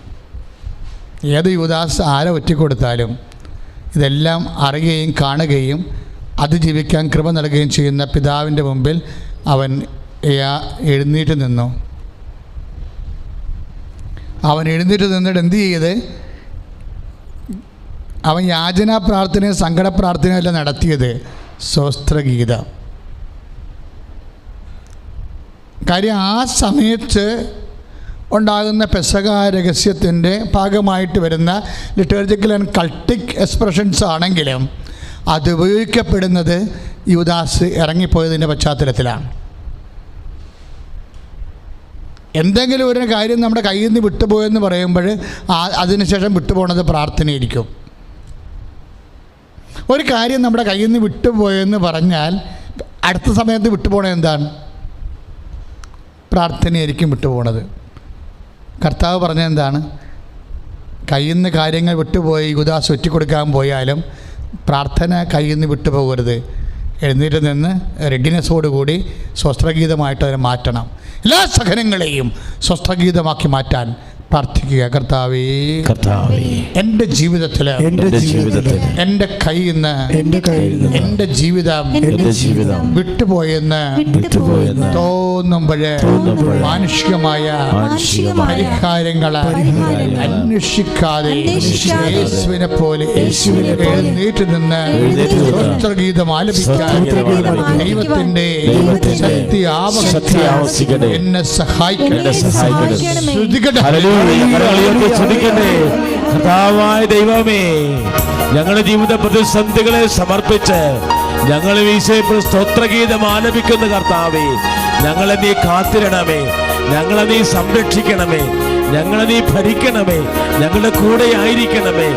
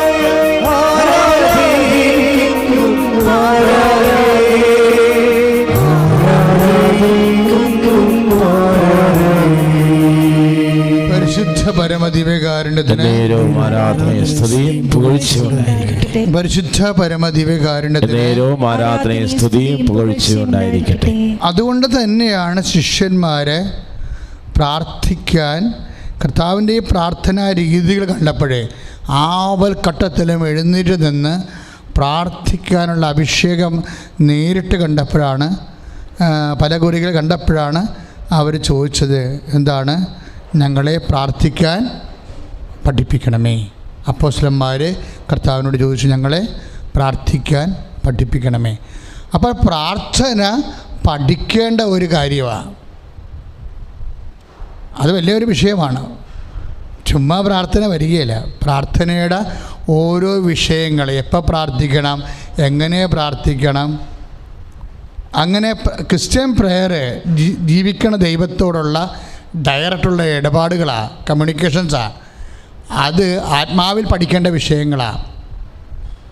ആത്മാവ് പഠിച്ചില്ലെങ്കിലുള്ള കുഴപ്പമെന്ന് വെച്ച് കഴിഞ്ഞാൽ ശരീരം നമ്മളെ വേറെ കാര്യം പഠിപ്പിക്കും. അതാണ് ഗലാത്യർ 3:3 പറയണത്. നിങ്ങൾ ആത്മാവിൽ തുടങ്ങി പക്ഷേ ശരീരത്തിൽ അവസാനിപ്പിച്ചു എന്ന്. ആത്മാവിൽ നമ്മൾ തുടങ്ങിയവരെ ആത്മാവിൽ നിലനിന്ന് ആത്മാവിലാണ് അവസാനിപ്പിക്കേണ്ടത്. ആത്മാവിൽ നമ്മൾ തുടങ്ങിയാൽ ആത്മാവിൽ നിലനിന്ന് ആത്മാവിലാണ് അവസാനിപ്പിക്കേണ്ടത്. പക്ഷേ ടെൻഡൻസി എങ്ങോട്ടാണ്? ആത്മാവിലെല്ലാം തുടങ്ങും, പക്ഷേ ശരീരത്തിൽ അവസാനിക്കും. അതുകൊണ്ടാണ് പ്രാർത്ഥന പഠിപ്പിക്കേണ്ട വിഷയമായി വരണത്. എപ്പോൾ പ്രാർത്ഥിക്കണം, എന്ത് പ്രാർത്ഥിക്കണം. ഇപ്പം തന്നെ എന്താണ് ഈ യൂദാസിൻ്റെ വിഷയം ഈസിയായിട്ട് സെറ്റ് ചെയ്യാമായിരുന്നു, ഒരു സംശയമില്ല. പക്ഷേ അങ്ങനെയുള്ള കൗശലപരമായ ഒരു മാനുഷിക അരൂപിയുടെ സെറ്റിൽമെൻറ്റ് സാധ്യമായാലും ഈശോ അത് ഉപയോഗിക്കത്തില്ല. മാനുഷികമായ സെറ്റിൽമെൻറ്റ് ഒരു വിഷയത്തിന് സാധ്യമാണെങ്കിൽ നമ്മളെന്താ ചെയ്യണത്? അത് ഉപയോഗിച്ചിട്ട് പ്രാർത്ഥിക്കാണ്ടിരിക്കും. ഒരു വിഷയം നമ്മളെന്താണ് ഉത്കണ്ഠപ്പെടുത്തുന്നത്? മാനുഷികമായ ഒരു സെറ്റിൽമെൻറ്റ് ഒരു വിഷയത്തിന് തയ്യാറാണെങ്കിൽ വി വിൽ നോട്ട് പ്രേ. ഞാൻ ഇരുന്ന ഒരു ഇടവകയിൽ ഒരു സ്കൂൾ സ്വന്തമായിട്ടുള്ള ഒരു അധ്യാപകൻ്റെ മകളെ എൻ്റെ ഇടവക്കാരൻ കല്യാണം കഴിച്ച്. അപ്പോൾ ഇടവക്കാരെല്ലാവരും പറഞ്ഞത് എന്താ? ഇനി എന്താ അവൾക്ക് എന്നാ ജോലിക്ക് കുഴപ്പം, അവൻ്റെ പിന്നെ 4ാം ക്ലാസ് വരെ സ്കൂളുണ്ടല്ലോ, എവിടെയെങ്കിലും ഇവിടെ കയറ്റിയാൽ പോരെയെന്നും. അപ്പോൾ സ്വാഭാവികമായിട്ടും ഇനി മകൾക്ക് ഒരു അഡ്മിഷത്തിന് വേണ്ടി അല്ലെങ്കിൽ കേട്ടക്കെടുക്കാൻ വേണ്ടി പ്രാർത്ഥിക്കേണ്ട കാര്യമില്ല. അന്ന് കേട്ടക്കില്ല, ഇപ്പോഴ് അതിനു വേണ്ടി പ്രാർത്ഥിക്കണം തീർച്ചയായിട്ടും. പക്ഷേ അതൊരു വിഷയമല്ല. അവിടെ അഡ്മിഷൻ കിട്ടുക എന്നുള്ളത് ഒരു നിസ്സാരമായ കാര്യമാണ്. നമ്മുടെ ജീവിതത്തിൽ ഏതെങ്കിലും കാര്യം നിസ്സാരമായാൽ ആദ്യം നഷ്ടപ്പെടുന്നത് പ്രാർത്ഥനയായിരിക്കും. അതുകൊണ്ട് തന്നെ ദൈവം നിൻ്റെ ജീവിതത്തെ ഒരു കാര്യത്തിൽ നിസ്സാരമാക്കിയിട്ടില്ലെങ്കിൽ ദൈവം ഉദ്ദേശിക്കുന്നത് അത് ദൈവത്തെ ആശ്രയിച്ചുകൊണ്ട് കൃപയാക്കി മാറ്റാൻ വേണ്ടിയാണ്. ഒരു കാര്യം നിസ്സാരമല്ലെന്ന് തോന്നിയാൽ അതിൻ്റെ അർത്ഥം അത് നമ്മൾ നിരാശ ഉണ്ടാകണമെന്നല്ല. ഒരു കാര്യം നിസ്സാരമായിക്കഴിഞ്ഞാൽ അവിടെ പ്രാർത്ഥിക്കാനുള്ള അവലംബിക്കാനുള്ള സാഹചര്യമില്ല. അതുകൊണ്ടാണ് ധനവാൻ വളരെ പാടായിരിക്കും ദൈവരാജ്യത്തിൽ പ്രവേശിക്കാനെന്ന് പറയണത്. അവന് ഇതെല്ലാം ഉള്ളത് കൊണ്ട് ആശ്രയിക്കാൻ അവസരമില്ലാത്ത കൊണ്ടാണ്. ഒരു കാര്യം നിസ്സാരമല്ല എങ്കിൽ അത് ആശ്രയിക്കാനുള്ള ദൈവ സാഹചര്യമാണ്. അതുകൊണ്ട് തന്നെ എഴുന്നേറ്റ് നിന്നാലും കിടന്നാലും മുട്ട വീണാലും എങ്ങനെയെങ്കിലും പ്രാർത്ഥിക്കണം. പ്രാർത്ഥിക്കുന്ന അനുസരിച്ച് എന്താണ് നിനക്ക് ലഭിക്കാൻ പോണത്? പ്രാർത്ഥനയുടെ ഒരു പ്രത്യേകത, ആന പോലെയാണ് പ്രാർത്ഥന. ആനയ്ക്കിപ്പോൾ 1.5 ലക്ഷം രൂപയാണെങ്കിൽ ആന ഉള്ള കൊട്ടിലുള്ള പഴയ തറവാട്ടുകാരൊക്കെ പറയും, അവിടെ പറഞ്ഞിട്ടുള്ള എന്താണ്? ആന നിന്നാലും 12,000, ആന ചെരിഞ്ഞാലും 12,000. ആന നിന്നാൽ അതിൻ്റെ വിലയാണ്. അങ്ങനെ മറ്റു മൃഗങ്ങൾക്കുണ്ടോയെന്ന് അറിയത്തില്ല. ആന ചെരിഞ്ഞാൽ തീർച്ചയായിട്ടും കൊമ്പ് കൊണ്ട് 12,000 രൂപ ഉണ്ടാക്കാൻ പറ്റും. കൊമ്പ് വിറ്റിട്ടേ ആന തച്ചത്ത് പോയാൽ കൊമ്പ് വിറ്റാൽ ഈ 12,000 കിട്ടും. ഇതുപോലെയാണ് പ്രാർത്ഥനയുടെ അവസ്ഥ. പ്രാർത്ഥന കേട്ടാലും 12,000, കേട്ടില്ലെങ്കിലും 12,000. അപ്പോഴും കാര്യം വെച്ചാൽ ഒരിക്കലും പ്രാർത്ഥനയ്ക്ക് ഒരു അൺആൻസേർഡ് പ്രെയർ ഇല്ല. ഇപ്പം ഞാൻ ആദ്യം പറഞ്ഞത് എന്താ പറഞ്ഞാൽ, ആ മകൾക്ക് 8 കൊല്ലമായിട്ട് മക്കളില്ല. ഇനി വൈദ്യശാസ്ത്രത്തിൽ അവൾക്ക് മക്കളെ കിട്ടാനുള്ള മാർഗമില്ല. അവളെന്താ ചെയ്തത്? ഉടമ്പടി ചെയ്ത്. ഉടമ്പടി എന്ന് പറയുന്നത് എന്താണ്? ഹെവി ഡ്യൂട്ടി പ്രെയറാണ്, സിംഗിൾ ഡ്യൂട്ടി അല്ല. നമ്മളിപ്പോൾ ഒരു ഫാൻ സിംഗിൾ ഫേസിൽ വർക്ക് ചെയ്യുന്ന ഫാനാണ്. പക്ഷെ ഒരു മോട്ടർ അങ്ങനെ വർക്ക് ചെയ്യത്തില്ല. അത് 3 ഫേസിലേ വർക്ക് ചെയ്യത്തുള്ളൂ. ഹെവി ഡ്യൂട്ടിയാണ് അത് ആ എൻജിൻ എടുക്കുന്നത്. അപ്പം അതുകൊണ്ട് തന്നെ ജീവിതത്തിലെ ചില ഹെവി ഡ്യൂട്ടി വിഷയങ്ങൾ നമ്മൾക്ക് പ്രെയറിൽ അപ്ഗ്രഡേഷൻ വേണ്ടി വരും. സാധാരണ പ്രാർത്ഥനയേക്കാൾ കാമ്പുള്ള പ്രാർത്ഥന വേണം. ഉടമ്പടി ഹെവി ഡ്യൂട്ടി പ്രെയറാണ്. എന്താ കാര്യം? അത് ചൊല്ലിയാൽ മാത്രം പോരാ, കുറേ കാര്യങ്ങൾ ചെയ്യണം. കഴിഞ്ഞ ദിവസങ്ങളിൽ ഒരു സാക്ഷ്യം ഉണ്ടായത്, അതായത് ഉടമ്പടി എന്ന് പറയണത് നമ്മളെക്കൊണ്ട് കുറേ കഷ്ടപ്പെട്ടത് പ്രാർത്ഥിപ്പിക്കണ പ്രാർത്ഥനയാണെന്ന്. അത് കറക്റ്റാണ്. നിങ്ങളിവിടുന്ന് ഇറങ്ങണത് മുതൽ ചെയ്യാനുള്ള ഒത്തിരിയേറെ കാര്യങ്ങളാണ് ഉള്ളത്. പ്രാർത്ഥന മാത്രമല്ല, ചെയ്യാനുള്ള കാര്യങ്ങൾ. അത് ഹെവി ഡ്യൂട്ടി പ്രെയറിൻ്റെ ഒരു പ്രത്യേകതയാണത്. അതിൽ ഈശോ മഹത്വപ്പെടണം, നിങ്ങൾ സാക്ഷിയാകണം, നിങ്ങളുടെ സൽപ്രവൃത്തികൾ വർദ്ധിപ്പിക്കണം. അങ്ങനെ കുറേ കാര്യങ്ങളുണ്ട്. പ്രെയർ മാത്രമല്ല, അവിടെ കുറേ കാര്യങ്ങൾ ചെയ്യാൻ. അപ്പോഴേ ഇവൾ 8 കൊല്ലമായിട്ട് ഇവൾക്ക് മക്കളില്ല. IVFും അങ്ങനെ കുറേ കാര്യങ്ങളൊക്കെ എടുത്തിട്ട് ഒരു രക്ഷയുമില്ല. അവസാനം ഇവിടെ വന്ന് ഉടമ്പടി ചെയ്യാൻ മാതാവിനെടുക്കുക. മാതാവിൻ്റെ അടുത്ത് ഉടമ്പടി ചെയ്തിട്ട് അവൾ ആദ്യം ചെയ്ത കാര്യം ഞാൻ ഇപ്പം നിങ്ങളോട് പറയത്തില്ല. കാര്യം കഴിഞ്ഞ കൊല്ലം കുറേ വിവാദങ്ങളുണ്ടായി. കൃപാസനം പത്രവുമായിട്ട് ബന്ധപ്പെട്ട് ഒത്തിരി പേര് അവരവരുടെ വിശ്വാസം പോലെ ഒത്തിരി കാര്യങ്ങൾ ചെയ്ത് അവർക്കെല്ലാം അനുഭവം ഉണ്ടായി. അവർ വന്ന് ആ അനുഭവം പങ്കുവെക്കുകയും ചെയ്തപ്പോൾ യുക്തിവാദികളെ സംബന്ധിച്ചിടത്തോളം അത് തലക്ക് പിടിച്ച്. അപ്പം നമ്മൾ അന്ധവിശ്വാസം പ്രചരിപ്പിക്കണമെന്നും പറഞ്ഞുകൊണ്ട് ഭയങ്കര കോലാഹലങ്ങളൊക്കെ ഇരിക്കും. ഞാൻ അതിലേക്ക് കിടക്കണില്ല. ഞാൻ എൻ്റെ നയം അപ്പം തന്നെ വ്യക്തമാക്കിയായിരുന്നു. ഓരോ വിശ്വാസികൾ അവർക്ക് ദൈവം ഉള്ളിൽ കൊടുക്കുന്ന പോലെ അവരെല്ലാക്കാലത്തും അതിൻ്റെ രീതികളിൽ അത് അവരുടെ സ്വകാര്യമായ വിശ്വാസത്തിൻ്റെ പ്രതികരണങ്ങളോ അതുപോലെ തന്നെയുള്ള വിശ്വാസത്തിൻ്റെ പ്രകടനങ്ങളാണ്. ആ വിഷയമല്ല. ഇവൾ അമ്മയുടെ മുഖത്തേക്ക് നോക്കി. അപ്പം നമ്മൾ അമ്മയുടെ മുഖത്തേക്ക് നോക്കിയെന്ന് പറയുമ്പോൾ അവൾ ഇന്നലെ അങ്ങനെ പറഞ്ഞത്, ഞാൻ അമ്മയുടെ മുഖത്തേക്ക് നോക്കി, അല്ല ഞാൻ അമ്മയുടെ രൂപത്തേട്ട് നോക്കിയെന്നല്ല പറയണത്. പെന്തക്കോസ്തുകാർക്ക് ഈ ഭാഷ മനസ്സിലാകത്തില്ല. അതാണ് വിഷയം. കാര്യം നമ്മളെ സംബന്ധിച്ചിടത്തോളം ഒരു പ്രതീകം, സത്യദൈവത്തിൻ്റെ പ്രതീകങ്ങൾ സ്വാഭാവികമായിട്ടും ഇതുപോലെയുള്ള വിശുദ്ധ ഐക്കണിലൂടെ പ്രതീകങ്ങളിലൂടെ നമ്മൾക്ക് പ്രാർത്ഥിക്കാനും ഏകാഗ്രതയ്ക്കും സമർപ്പിക്കാനും വേണ്ടി സഭയിലെ ഒരു വലിയ വിശുദ്ധ പാരമ്പര്യമുണ്ട്. അതാണ് പറയുന്നത്. ഞാൻ അമ്മയുടെ മുഖത്ത് നോക്കി പറഞ്ഞു, അമ്മേ ഈ മാസം എനിക്ക് പ്രഗ്നൻ്റ് ആകണം, ഇത് ഡിസംബർ ആണെന്ന്. അമ്മ പ്രസവിച്ച മാസം. അതാണ് പ്രശ്നം. അമ്മേ ഈ മാസം എനിക്ക് പ്രഗ്നൻ്റ് ആകണം, ഇത് ഡിസംബർ ആണെന്ന്. അപ്പം അമ്മയുടെ മുമ്പിൽ എന്തുണ്ട്? അവൾ ഡിസംബർ 8-ാം തീയതിയാണ് പറഞ്ഞെങ്കിൽ 22 ദിവസമേ ഉള്ളൂ, അല്ലെങ്കിൽ 21 ദിവസമേ ഉള്ളൂ, അല്ലേ? അപ്പം 23 ദിവസം. അപ്പോൾ ഡിസംബർ 8-ാം തീയതിയാണെങ്കിൽ പറഞ്ഞെങ്കിൽ അത്രയും ദിവസമേ ഉള്ളൂ. ഇനി ഡിസംബർ 10-ാം തീയതിയാണ് 20-ാം തീയതിയാണ് അവൾ പറഞ്ഞെങ്കിൽ തീർച്ചയായിട്ടും 11 ദിവസമേ ഉള്ളൂ. ആ പ്രാർത്ഥനയുടെ രീതി നോക്കണം. അമ്മയുടെ മുഖത്ത് നോക്കിയിട്ട് പറയാം, അമ്മേ ഈ മാസം എനിക്ക് കുഞ്ഞിനെ വേണം, ഇത് ഡിസംബർ മാസം, ഈ മാസം ഞാൻ പ്രഗ്നൻ്റ് ആകണം. ഉടമ്പടി എടുത്തു കഴിയുമ്പോൾ നമുക്കൊരു ആധികാരികത കിട്ടും. ആധികാരികത, ആ ആധികാരികതയാണ് പറയണത്. അമ്മയുടെ മുഖത്ത് നോക്കിയിട്ട് പറയും, അമ്മേ അപ്പോഴേ ഇനി നിനക്ക് കുഞ്ഞുങ്ങളുണ്ടാവത്തില്ലെന്ന് ശാസ്ത്രം പറഞ്ഞതൊക്കെ നമ്മൾ മറന്നു പോകും. ശാസ്ത്രം കുറേ കാര്യം പറയല്ല. ഇപ്പം ഇന്നലെ ഒരു സാക്ഷ്യം ഉണ്ടായി. അതെന്നുവെച്ചാൽ ഒരു കുഞ്ഞിൻ്റെ ഈ വൃഷണം കാണാനില്ല. ഒരു കുഞ്ഞിൻ്റെ വൃഷണം കാണാനില്ല. അവർ നിലയം പിടിച്ചുകൊണ്ടാണ് ആ കൊല്ലംകാർ സാക്ഷ്യം പറഞ്ഞിരിക്കുന്നത്. ഇന്നലെ ഒരു കുഞ്ഞിൻ്റെ വൃഷണം കാണാനില്ല. ഒരെണ്ണം ഉണ്ട്, ഒരെണ്ണം കാണാനില്ല. അപ്പോൾ ഡോക്ടർ പറഞ്ഞ് സ്കാൻ ചെയ്ത് പറഞ്ഞ് ഇത് അകത്തും കാണാനില്ലെന്ന് പറഞ്ഞു. സ്കാൻ ചെയ്തിട്ടാണ് പറയണത് ഇത് അകത്തും കാണാനില്ലെന്ന് പറഞ്ഞ്. എന്നിട്ട് ഡോക്ടറുടെ നിർദ്ദേശം പറഞ്ഞ് ഇത് വയറിൽ എവിടെയെങ്കിലും ഉള്ളിൽ എവിടെയെങ്കിലും കയറി വേറെ അവയവമായിട്ട് ഇരിപ്പുണ്ടാവും. ഫോർമുലേഷൻ എങ്ങനെ വരും? അങ്ങനെ വന്നാൽ അതുടനെ ഓപ്പറേറ്റ് ചെയ്ത് കളയണം. കാരണം എന്താണ്? അത് ക്യാൻസറാകും. അപ്പോൾ ഒരു വൃഷണം കാണാനില്ല. അത് എങ്ങാണ്ട് വല്ലോടത്തും വയറ്റിൻ്റെ ഉള്ളിൽ എവിടെയെങ്കിലും ഉണ്ടെങ്കിൽ അത് ക്യാൻസർ ആകുമെന്ന് സയൻസ് പറഞ്ഞാൽ ആ മാതാപിതാക്കന്മാരുടെ അവസ്ഥ എന്തായിരിക്കും? അവർ തകർന്ന് തരിപ്പണമായിട്ട്. ഈ മാസം നടന്നൊരു വിഷയമാണത്. അവർ വന്ന് ഉടമ്പടി ചെയ്തിട്ട് ആലോചിച്ചേട്ടനെ കണ്ടെന്ന് പറഞ്ഞു ഇതാണ് ഇതിനെ പ്രശ്നം കാണാനില്ല എന്ന് പറഞ്ഞു. ഈ ഉണ്ടെങ്കിൽ എവിടെയെങ്കിലും അകത്ത് എവിടെയെങ്കിലും ഉണ്ടെങ്കിൽ വയറിൻ്റെ ഉള്ളിൽ ഉണ്ടെങ്കിൽ അത് ക്യാൻസർ ആകുമെന്ന് പറഞ്ഞു. പിന്നെ കുഞ്ഞ് മരിക്കുമല്ലോ.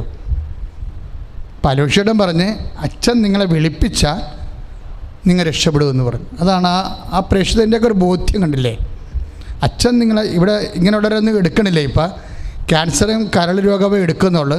പക്ഷേ അച്ഛൻ നിങ്ങളെ കണ്ട് വിളിപ്പിക്കുകയാണെങ്കിൽ നിങ്ങൾ രക്ഷപ്പെടുമെന്ന് പറഞ്ഞു. അതാണ് സാക്ഷ്യത്തിൽ കിടക്കുന്നത്. ഇതൊന്നും എനിക്കറിയാൻ പാടില്ല. ഞാൻ അവരെ അഴികളിൽ കണ്ടപ്പോൾ പൊടിക്കുഞ്ഞെ കണ്ടപ്പോൾ ഞാൻ ഇങ്ങോട്ട് വിളിപ്പിച്ചിട്ട് എന്താണെന്ന് ചോദിച്ചു. അപ്പോൾ നിൻ്റെ വൃഷണമില്ല, അകത്തോലോടത്തും കണ്ടാത്തതിന് അത് ക്യാൻസറാകും, ഓപ്പറേറ്റ് ചെയ്ത് കളയണം, ഇതുമായിട്ട് ബന്ധമില്ലാത്തതാണ്. അപ്പോൾ ഞാൻ പറഞ്ഞു മക്കൾ പറഞ്ഞു വിശ്വാസ പ്രമാണം ചെല്ലുമെന്ന് പറഞ്ഞു. എന്നിട്ട് ഞാൻ ഈ കുഞ്ഞിൻ്റെ വൃഷണം ഇരിക്കുന്ന സ്ഥലത്ത് കൈ വെച്ചിട്ട് ഞാൻ വിശ്വാസ പ്രമാണം ചെല്ലും. വിശ്വാസ പ്രമാണം ചെല്ലിയിട്ട് ഞാനൊരു വാക്ക് പറയും, നിങ്ങളിത് ഓപ്പറേറ്റ് ചെയ്യേണ്ടി വരികയില്ല, വൃഷണം ഇതിൻ്റെ തിരിപ്പുണ്ട് എന്ന് പറയും. പിന്നെ പിറ്റേ ദിവസം പോയി സ്കാൻ ചെയ്യുമ്പോൾ വൃഷണം അതിൻ്റെ നേരെ തൊട്ട് മുകളിൽ ഇരിക്കണം. അതായത് 1 സെൻറ്റിമീറ്റർ വ്യത്യാസത്തെ വൃഷണം മുകളിൽ ഇരിപ്പുണ്ട്. അതായത് അതെന്ന് വെച്ചാൽ നമ്മൾ ജീവിക്കണ ദൈവത്തിൻ്റെ മുമ്പ് നിങ്ങളുടെ വിശ്വാസ പ്രമാണമൊക്കെ ചെല്ലുമ്പോഴേ, ഞാൻ അടിച്ചു തന്നിട്ടുണ്ടെങ്കിൽ വിശ്വാസപ്രമാണം കൃത്യമായിട്ട് നിങ്ങൾ പഠിച്ച് അതിൻ്റെ പ്രെഡിക്കമെൻ്റ് അതിൻ്റെ ഓരോ വശങ്ങളും മനസ്സുകൊണ്ട് മനസ്സിലാക്കി ദൈവത്തെ സ്നേഹിച്ചാൽ അപ്പം തന്നെ പവർ ആക്ടിവേറ്റ് ആകും. പിന്നെയാണ് നമ്മൾ സ്വർഗസ്ഥനായതും നന്മ നിറഞ്ഞു പറയുകയും ചെയ്യണത്. അപ്പോൾ ഞാൻ പറഞ്ഞു ഓപ്പണിട്ട് ഞാൻ വരട്ടെ, നമുക്കൊന്നുകൂടി പ്രാർത്ഥിക്കാം. ഈ സാധനം ഇറക്കത്തിലാണെങ്കിൽ തീർച്ചയായിട്ടും പ്രോപ്പർ പൊസിഷനിലേക്ക് സാധനം ഇറങ്ങി വരും. കാര്യം എനിക്ക് ഈ അനുഭവം നേരത്തെ ഉണ്ടായിട്ടുണ്ട്. വൃഷ്ണം, കാണാത്ത വൃഷ്ണം. ഇപ്പോൾ തൈക്കലിൽ നിന്ന് ഒരു സ്ത്രീ ഒരു കുഞ്ഞിനെ കൊണ്ടുവന്നിട്ട് അതിനെ കിഡ്നി കാണാനില്ല. ടീച്ചറാണ്, ആയിരന്തേരി പഠിപ്പിക്കുന്ന ടീച്ചറാണ്. കിഡ്നി കാണാനില്ല. അത് ഒരെണ്ണമാണ് കാണാത്തത്. അപ്പോഴും ഞാൻ മാതാവിൻ്റെ അടുത്ത് നിന്ന് പറഞ്ഞു, മാതാവെ കിഡ്നി വെച്ച് കൊടുക്കാൻ പറഞ്ഞു. കാര്യം അവൾ നിന്ന് മോങ്ങി നിലവിളിക്കണം. അപ്പോഴേ അതിൻ്റെ പ്രശ്നം എന്ന് വെച്ച് കഴിഞ്ഞാൽ അത് ഒറ്റ ദിവസം ഒരു 2 ദിവസത്തിനുള്ളിൽ കിഡ്നി പ്രോപ്പർ പൊസിഷനിൽ വരും. എന്താ പ്രശ്നം ഞാൻ നിങ്ങളോട് ഇങ്ങനെ പറയാൻ കാരണം, അതായത് നിങ്ങൾ ദൈവത്തിൻ്റെ അടുത്ത് അടുക്കുമ്പോൾ, ഇപ്പം ചില ആൾക്കാർ ഇവിടെ ചുറ്റിപ്പറ്റി നടക്കും ഉടമ്പടി ചെയ്യാതെ.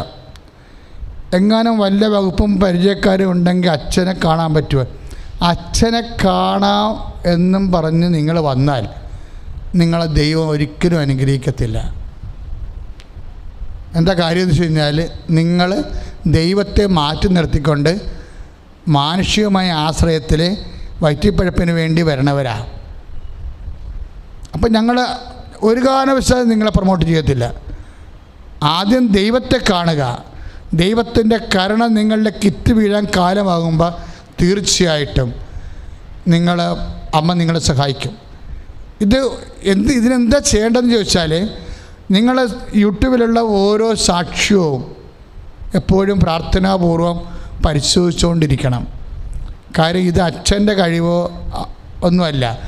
അമ്മമാതാവ് പ്രത്യക്ഷപ്പെട്ടപ്പോൾ അമ്മയുടെ പ്രത്യക്ഷീകരണത്തിൻ്റെ സത്യാവസ്ഥ സ്ഥിരീകരിക്കാൻ വേണ്ടി ദൈവം പ്രവർത്തിക്കുന്ന അടയാളങ്ങളാണ്. ആ അടയാളങ്ങൾ സ്വീകരിക്കാൻ പിന്നെ എന്നെ സംബന്ധിച്ചിടത്തോളം ഞാൻ ബബബ വിശ്വസിക്കത്തില്ല, കട്ടൻ്റെ വിശ്വസിക്കുന്ന ആളാണ്. ഇയാൾക്ക് സമയമായെങ്കിൽ ഇയാൾ അനുഗ്രഹിച്ചിരിക്കും ദൈവം. കാരണം സമയത്തിന് മേൽ ആശീർവാദം കൊടുത്താൽ തീർച്ചയായിട്ടും, അപ്പോൾ ബൈബിളിൽ പറയത്തില്ലേ, സമയത്തിന് മുമ്പേ പ്രണയം തട്ടി ഉണർത്തരുത് എന്ന്. അതായത് എൻ്റെ അർത്ഥം എന്ന് വെച്ച് കഴിഞ്ഞാൽ, ദൈവത്തിൻ്റെ സ്നേഹമായാലും ദൈവിക ഇടപെടലായാലും വിശ്വാസമായാലും, അതായത് നമ്മൾ അത് ഓട്ടോമാറ്റിക്കായിട്ടും മെക്കാനിക്കലായിട്ടും ഇങ്ങനെ കമ്പ്യൂട്ടർ മോഡലിൽ അങ്ങനെ അത്ഭുതകരമായിട്ട് സംഭവിക്കേണ്ടതല്ല. You must pray, you must wait. വിശ്വാസം ഉപയോഗിക്കണം, പ്രത്യാശ ഉപയോഗിക്കണം, ദൈവസ്നേഹം ഉപയോഗിക്കണം. ഉടമ്പടിക്ക് 3 പുതുക്കലാണ് മാക്സിമം വെക്കണത്. 3 പുതുക്കലിനുള്ളിൽ സാക്ഷ്യമായില്ലെങ്കിൽ ആ ഉടമ്പടി ക്യാൻസൽ ചെയ്ത് കളയും. എന്താ കാര്യം വെച്ചാൽ, വെറുതെ വീട്ടിൽ കൊണ്ടേ വെച്ചിട്ട് ആ സമയം പൊക്കിക്കൊണ്ട് വന്ന് പുതുക്കണതാണ്. കാര്യം ഉടമ്പടിക്ക് ആ പെണ്ണിൻ്റെ ഭർത്താവ് ഉടമ്പടി ചെയ്തിട്ടാണ് അവൾ വന്ന് അമ്മയോട് പറയണം, അമ്മേ എനിക്ക് ഈ മാസം പ്രഗ്നൻ്റ് ആണെങ്കിൽ ഞാൻ 8 കൊല്ലമായി. ലോകത്തിൻ്റെ ഓരോ കാര്യവും അന്വേഷിച്ച് നടക്കണത് 8 കൊല്ലമായി. സയൻസ് പറയണത്, ഡോക്ടർമാർ പറഞ്ഞത് എനിക്ക് കിട്ടത്തില്ലെന്നാണ് പറയണത്. പക്ഷേ എനിക്കറിയാം ഞാൻ ദൈവത്തിൻ്റെ മുമ്പിലാണ് നിൽക്കണതെന്ന്. എനിക്ക് ഈ മാസം പ്രഗ്നൻ്റ് ആകണം. ഇത് ഡിസംബറാണെന്ന് പറയും. ഇത് ഡിസംബറാണെന്ന് പറഞ്ഞാൽ യേശു ജനിച്ച കാലം എന്നാണ് ഈ പറയണത്. ഈ മാസം എനിക്ക് പ്രഗ്നൻ്റ് ആകണം, ഇത് ഡിസംബറാണ്. അതായത് ഒരു 14 ദിവസത്തിനുള്ളിൽ അവൾ പ്രഗ്നൻ്റാണ്. ഇത്രയും സ്പീഡാണ്. നിങ്ങൾ ആ സാക്ഷ്യം ഒന്ന് കേൾക്കണേ. ഇന്ന് തന്നെ വീട്ടിൽ പോയിട്ട് ഇന്നലത്തെ സാക്ഷ്യം കേട്ടാൽ മതി. ഇന്നലത്തെ സാക്ഷ്യം കൃപാസന അമ്മയുടെ മുഖത്ത് നോക്കിയിട്ട് പറയും, അമ്മേ 8 കൊല്ലമായിട്ട് കുഞ്ഞുങ്ങളില്ല, ഇത് ഡിസംബറാണ്, എനിക്ക് ഈ മാസം പ്രഗ്നൻ്റ് ആകണമെന്ന് പറയും. 14 ദിവസത്തിനുള്ളിൽ പ്രഗ്നൻ്റ് ആകും. പക്ഷേ എൻ്റെ രസമെന്ന് പറയണത് 8 കൊല്ലത്തെ പ്രാർത്ഥന അഡ്വാൻസ് കിടക്കുകയാണ്. 8 കൊല്ലത്തെ പ്രാർത്ഥനയാണ് ഈ കുഞ്ഞിന് വേണ്ടി ദൈവതിരുസന്നിധി കിടക്കുന്നത്. അത് ചിലപ്പോൾ അഴകുഴപ്പം പ്രാർത്ഥനയായിരിക്കും. ഇതുപോലെ നട്ടലുള്ള പ്രാർത്ഥന, അമ്മയുടെ മുഖത്ത് നോക്കിയിട്ട് നിശ്ചയദാർഢ്യത്തോടെയുള്ള പ്രാർത്ഥന ആയിരിക്കത്തില്ല. അതുകൊണ്ട് ഒത്തിരി പ്രാർത്ഥിക്കും. പക്ഷേ ആ പ്രാർത്ഥനകളൊന്നും അത്രയ്ക്കും ഷാർപ്പ് ഷൂട്ടർ ആയിരിക്കത്തില്ല. ഇവൾ ഉടമ്പടി എടുത്തു കഴിഞ്ഞപ്പോൾ വിശ്വാസം ഉണ്ടായി. അവൾ അമ്മയുടെ മുമ്പിൽ വന്ന് പറയും, എന്താ സംഭവിച്ചിരിക്കണമെന്നറിയാവോ? അവൾ പ്രസവിച്ചത് ഇരട്ട പ്രസവിച്ച് 2 കുഞ്ഞിനെ കൊടുത്തു. 2 കുഞ്ഞുങ്ങളെയും കൊണ്ടാണ് ഇന്നലെ സാക്ഷ്യം പറഞ്ഞിരിക്കുന്നത്. അതാണ് നിങ്ങൾ ആ സാക്ഷ്യം സത്യക്കണമെന്ന് പറഞ്ഞതിൻ്റെ കാര്യം. അപ്പോൾ 2 കുഞ്ഞുങ്ങളെന്ന് പറയുമ്പോൾ എന്താ? ഒന്നാമത്തേൽ അതിൻ്റെ സമയ നമുക്ക് ലാഭം, പിന്നെ എന്താണ് ആശുപത്രി ചികിത്സ പണം ലാഭം. അതായത് ഒറ്റടിയും രാശിയാണ് ഒറ്റ സമയത്ത്.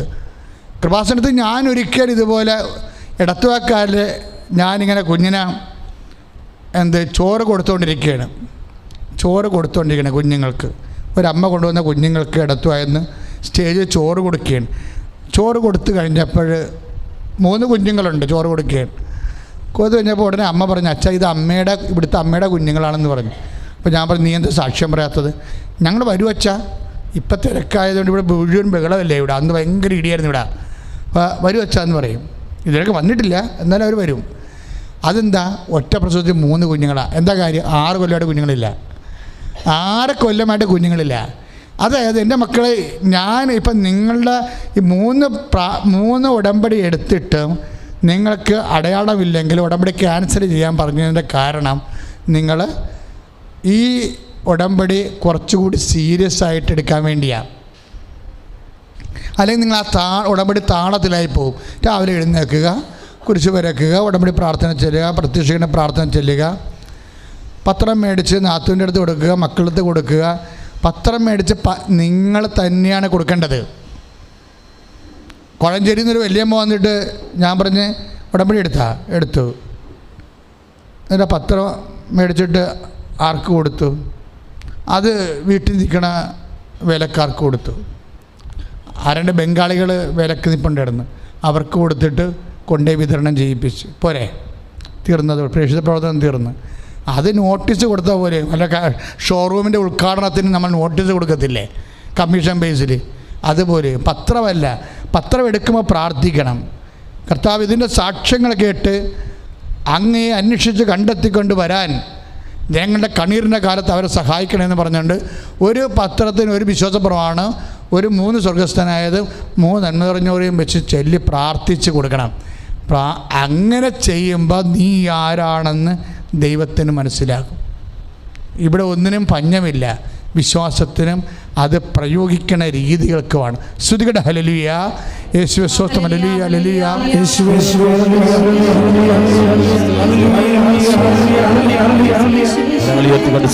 ശക്തമായി ശ്രുതികട ഹല്ലേലൂയ ഹല്ലേലൂയ ഹല്ലേലൂയ. യേശുവേ ആരാധന, കർത്താവേ ആരാധിക്കട്ടെ.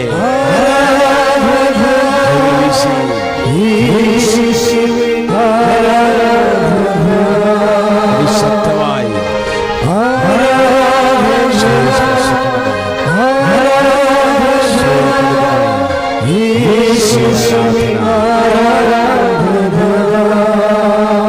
പരിശുദ്ധ പരമദിവ്യകാരുണ്യത്തിന് പ്രാർത്ഥി. കർത്താവായ ദൈവമേ, ഉടമ്പടി ചെയ്തിരിക്കുന്ന ഞങ്ങള് അതിശക്തമായ വിശ്വാസത്തോടെ അത് അനുവർത്തിച്ചുകൊണ്ട് ദൈവത്തിന്റെ സ്വന്തം ജനമാകാൻ, സുവിശേഷത്തിന്റെ സാക്ഷികളാകാൻ ഞങ്ങളെ സഹായിക്കണമേ. ശ്രദ്ധിക്കട്ടെ. ഹല്ലേലൂയ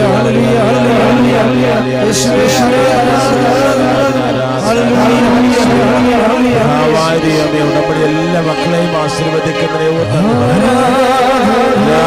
യോഗങ്ങളെ ആശീർവദിക്കാതെ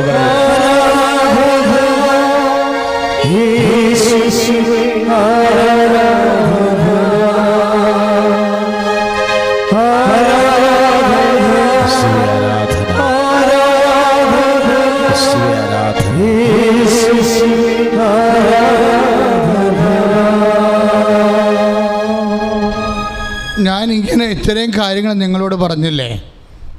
കർത്താവും ഇടയ്ക്ക് പറയാറുള്ള വാക്കാണ്, ഞാൻ ഇത്രയും കാര്യങ്ങൾ നിങ്ങളോട് പറഞ്ഞു, എങ്കിലും വിശ്വസിക്കാത്ത ചിലർ നിങ്ങളുടെ കൂട്ടത്തിൽ തന്നെ ഉണ്ടെന്ന്. അത് വളരെ മോശമായിട്ട് ഈശോ സംസാരിക്കുന്നത്. കാരണം യൂദാസിനാണ് വിശ്വസിക്കാൻ പറ്റാത്തത്. അതാണ് ഞാൻ ഇത്രയും കാര്യങ്ങൾ നിങ്ങളോട് പറഞ്ഞില്ലേ, എങ്കിലും വിശ്വസിക്കാത്ത ചിലർ നിങ്ങളുടെ കൂട്ടത്തിൽ തന്നെ ഉണ്ടെന്ന്. കാര്യം ഈ മനുഷ്യന്മാരെ ശവങ്ങളാണെങ്കിൽ പോലും കർത്താവിൻ്റെ വചനം കേൾക്കാൻ കഴിവുള്ളവരും കഴിവില്ലാത്തവരും ഉണ്ടെന്നാണ് ബൈബിൾ പറയണത്. പല കാര്യങ്ങൾ കൊണ്ട് ശവങ്ങളായി പോവും. അവർക്ക് പ്രതികരണങ്ങളൊന്നുമില്ല,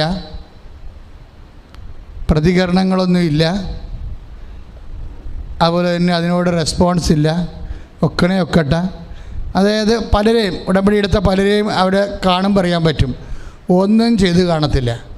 ചിലർ ഭാര്യമാരെ കൊണ്ട് ഉടമ്പടി എടുപ്പിക്കാൻ വേണ്ടി ഭർത്താക്കന്മാർ വന്നിട്ട് ഇവിടെ ഗതികിട്ട പ്രേതങ്ങളെപ്പോലെ അലഞ്ഞു നടക്കണം ഞാൻ കണ്ടിട്ടുണ്ട്. ഞാൻ പറഞ്ഞ് ഉടമ്പടി എടുത്താ? ഇല്ല, വൈഫ് എടുക്കുന്നുണ്ടെന്ന് പറയും. കൊള്ളാം. ഞാൻ പിന്നെ മിണ്ടത്തില്ല. കല്യാണ കൈ തീരുമാനമായി. ഞാൻ പറഞ്ഞ് ഇപ്പോൾ എൻ്റെ മനസ്സിൽ പറയും വണ്ടിക്കാഴ്ച പോയെന്ന്. എന്താ കാര്യം? He is not ready to cooperate with ഈ ദൈവത്തിൻ്റെ പദ്ധതിയുമായിട്ട് സഹകരിക്കാൻ റെഡിയല്ല. അങ്ങനെ ചെയ്യണത് കിറ്റ് മേടിക്കാൻ വേണ്ടി പയറിനെ വിടാൻ പോലെ പുള്ളി ഉടമ്പടി മേടിക്കാനും പയറിനെ വിട്ടിരിക്കുകയും. ഇപ്പോൾ നമ്മൾ ഗവൺമെൻറ്റിൻ്റെ പ്രളയകാലത്ത് കിറ്റ് കിട്ടിയില്ലേ, അതുപോലെ അത് മേടിക്കാൻ വേണ്ടി ആരായി വിട്ടത്? ആണുങ്ങളാണ്. ആണുങ്ങൾ ബീവറേജിലാണ് പോയി നിന്നത്, കിറ്റ് മേടിക്കാൻ പോയത് പെണ്ണുങ്ങളാണ്. അപ്പോൾ ഉടമ്പടി ഏതാണ്ട് ആ പരുവത്തിലാക്കിയിട്ട് ഈ മനുഷ്യൻ കറങ്ങി നടക്കുകയാണ്.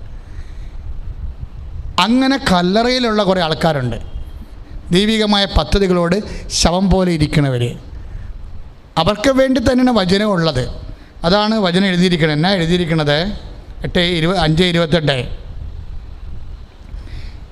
യോഹന്നാൻ 5:28. ഇത് നിങ്ങൾ വിസ്മരിക്കേണ്ട, എന്തെന്നാൽ കല്ലറയിലുള്ളവരെല്ലാം അവിടുത്തെ സ്വരം ശ്രവിക്കുന്ന സമയം വരും.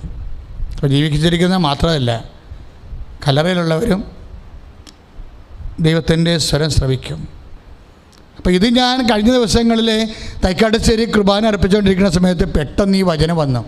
കല്ലറയിലുള്ളവരെല്ലാം അത് ഒരു ബന്ധവുമില്ല. തൈക്കാട്ടുശ്ശേരിയിലെ കുർബാനയ്ക്കും ഈ വചനത്തിനും തമ്മിൽ ഒരു ബന്ധവുമില്ല. കുർബാന അർപ്പിച്ചുകൊണ്ടിരിക്കുന്ന സമയത്ത് പെട്ടെന്ന് കർത്താവ് ഇടയ്ക്കിങ്ങനെ ചെയ്യണതാണ്. ഈ കർത്താവ് വരുമ്പോൾ കൂടെ കുറേ ബൊണാൻസ നമുക്ക് കിട്ടും. ആൾത്താറയിലേക്ക് അങ്ഷൻ്റെ സമയത്ത് ഈശോ ലാൻഡ് ചെയ്യത്തില്ലേ, എൻ്റെ ദൈവമേ ഭയങ്കര രസമാണ്. തലയിലും നെഞ്ചിലും കൂടി കുറേ സാധനങ്ങൾ കയറി വരും.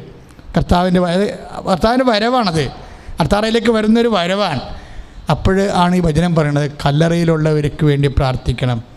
അതിൻ്റെ അകത്ത് കല്ലറയാണല്ലോ, ശവമാണല്ലോ എന്ന് ഓർത്തുകൊണ്ട് പ്രാർത്ഥിക്കാണ്ട് വിടരുത്. അത് എനിക്ക് വല്ലാത്ത, ഞാൻ താഴെ ഇറങ്ങിയിട്ട് കല്ലറയിലുള്ളവരെല്ലാം ഇപ്പം എത്ര ഗതികെട്ട വിശ്വാസമില്ലാത്തവരും വിശ്വാസപരമായി മരിച്ചവരാണെങ്കിലും എൻ്റെ മക്കളെ, നിങ്ങളുടെ ഭർത്താവിന് വിശ്വാസമില്ലെന്ന് വിചാരിച്ചോ? ക്ലിയറല്ലേ? നിങ്ങളുടെ ഭർത്താവിന് വിശ്വാസമില്ല, മകന് വിശ്വാസമില്ല എന്ന് വിചാരിച്ചോ? അവൻ വീഡിയോ ഗെയിം കണ്ടുകൊണ്ടിരിക്കുകയോ അല്ലെങ്കിൽ മൊബൈൽ കുത്തിക്കൊണ്ടിരിക്കുകയോ ചെയ്യുകയാണ്. അവൻ ഈ ജന്മത്ത് ദുഃഖവെള്ളിയാഴ്ച പോലും കുരിശിൻ്റെ വഴിക്ക് പോകത്തില്ല. അവനോട് പറഞ്ഞു നമ്മുടെ നെഞ്ചിലെ വെള്ളം കളയാവുന്നില്ല ഒരു കഥയുമില്ല. അവൻ ദുഃഖ വെള്ളിയാഴ്ച വേണമെങ്കിൽ ബ്ലൂ ഫിലിം കണ്ടുകൊണ്ടിരിക്കും. അങ്ങനെ കല്ലറയിലുള്ള അനേകം ആൾക്കാരുണ്ട്. അപ്പോഴും കർത്താവിൻ്റെ വചനം നിന്നോട് പറയും, അമ്മയോട് പറയും, ഇടി അവൻ ശവമാണ്, പക്ഷെ അവൻ്റെ അടുത്ത് പോയിരുന്ന് വചനം വായിക്കാൻ പറയും. അവൻ ശവമാണ്, അവൻ ഈ ജന്മത്തിൽ പോകില്ല, അവൻ യുക്തിവാദിയാണെന്ന് തന്നെ വിചാരിച്ചോ? ദൈവികമായ കാര്യത്തിൽ അവൻ ശവമാണ്, വിശ്വാസത്തിൽ. അപ്പോഴും കർത്താവ് പറയും, അമ്മയോട് പറയും, നീ അല്ലേ അവനെ പെറ്റ്, അത് അവൻ്റെ അടുത്ത് പോയിരുന്ന് വായിക്ക്, നിൻ്റെ കാലം കഴിയുമ്പോഴെങ്കിലും അവൻ നീ വായിച്ചത് ഓർക്കുമെന്ന്. അപ്പോൾ ഒരു കാരണവശാലും നിൻ്റെ മകനോ മകളോ ഭർത്താവോ തെറ്റിപ്പോയി എന്ന് വിചാരിച്ചുകൊണ്ട് നീ നിൻ്റെ ഉദ്യമങ്ങൾ മുടക്കരുത്. You got the point. ഞാൻ പറഞ്ഞ മനസ്സിലായോ? അതായത് പ്രാർത്ഥനയ്ക്ക് എപ്പോഴും അവസരമാണ്. അത് അനുകൂലമായ സാഹചര്യം വരുമ്പോൾ കർത്താവിൻ്റെ സ്വരം അവൻ കേൾക്കും. പക്ഷേ ചില ഒരു 10% ചിലപ്പോൾ മിസ് ചെയ്യുമായിരിക്കും. പക്ഷെ ആ 10% പ്രതി നീ അത് ചെയ്യാതിരിക്കരുത്. ആ 10% പ്രതി നീ സൊദോമിനെ നശിപ്പിക്കുമോ എന്ന് ചോദിച്ചാൽ ഇല്ല എന്നാണ് ദൈവം പറയണത്.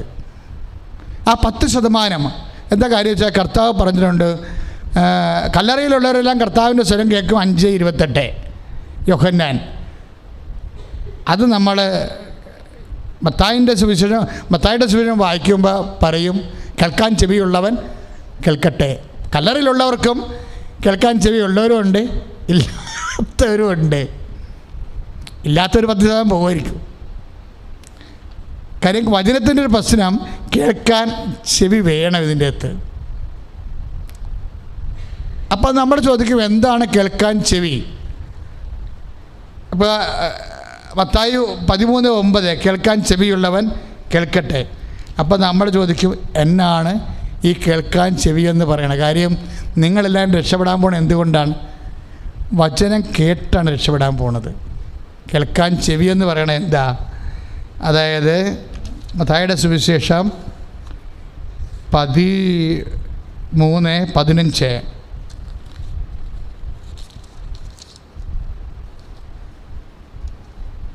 അവർ കണ്ണുകൊണ്ട് കണ്ട്, മത്തായി 13:15 എന്താണ്?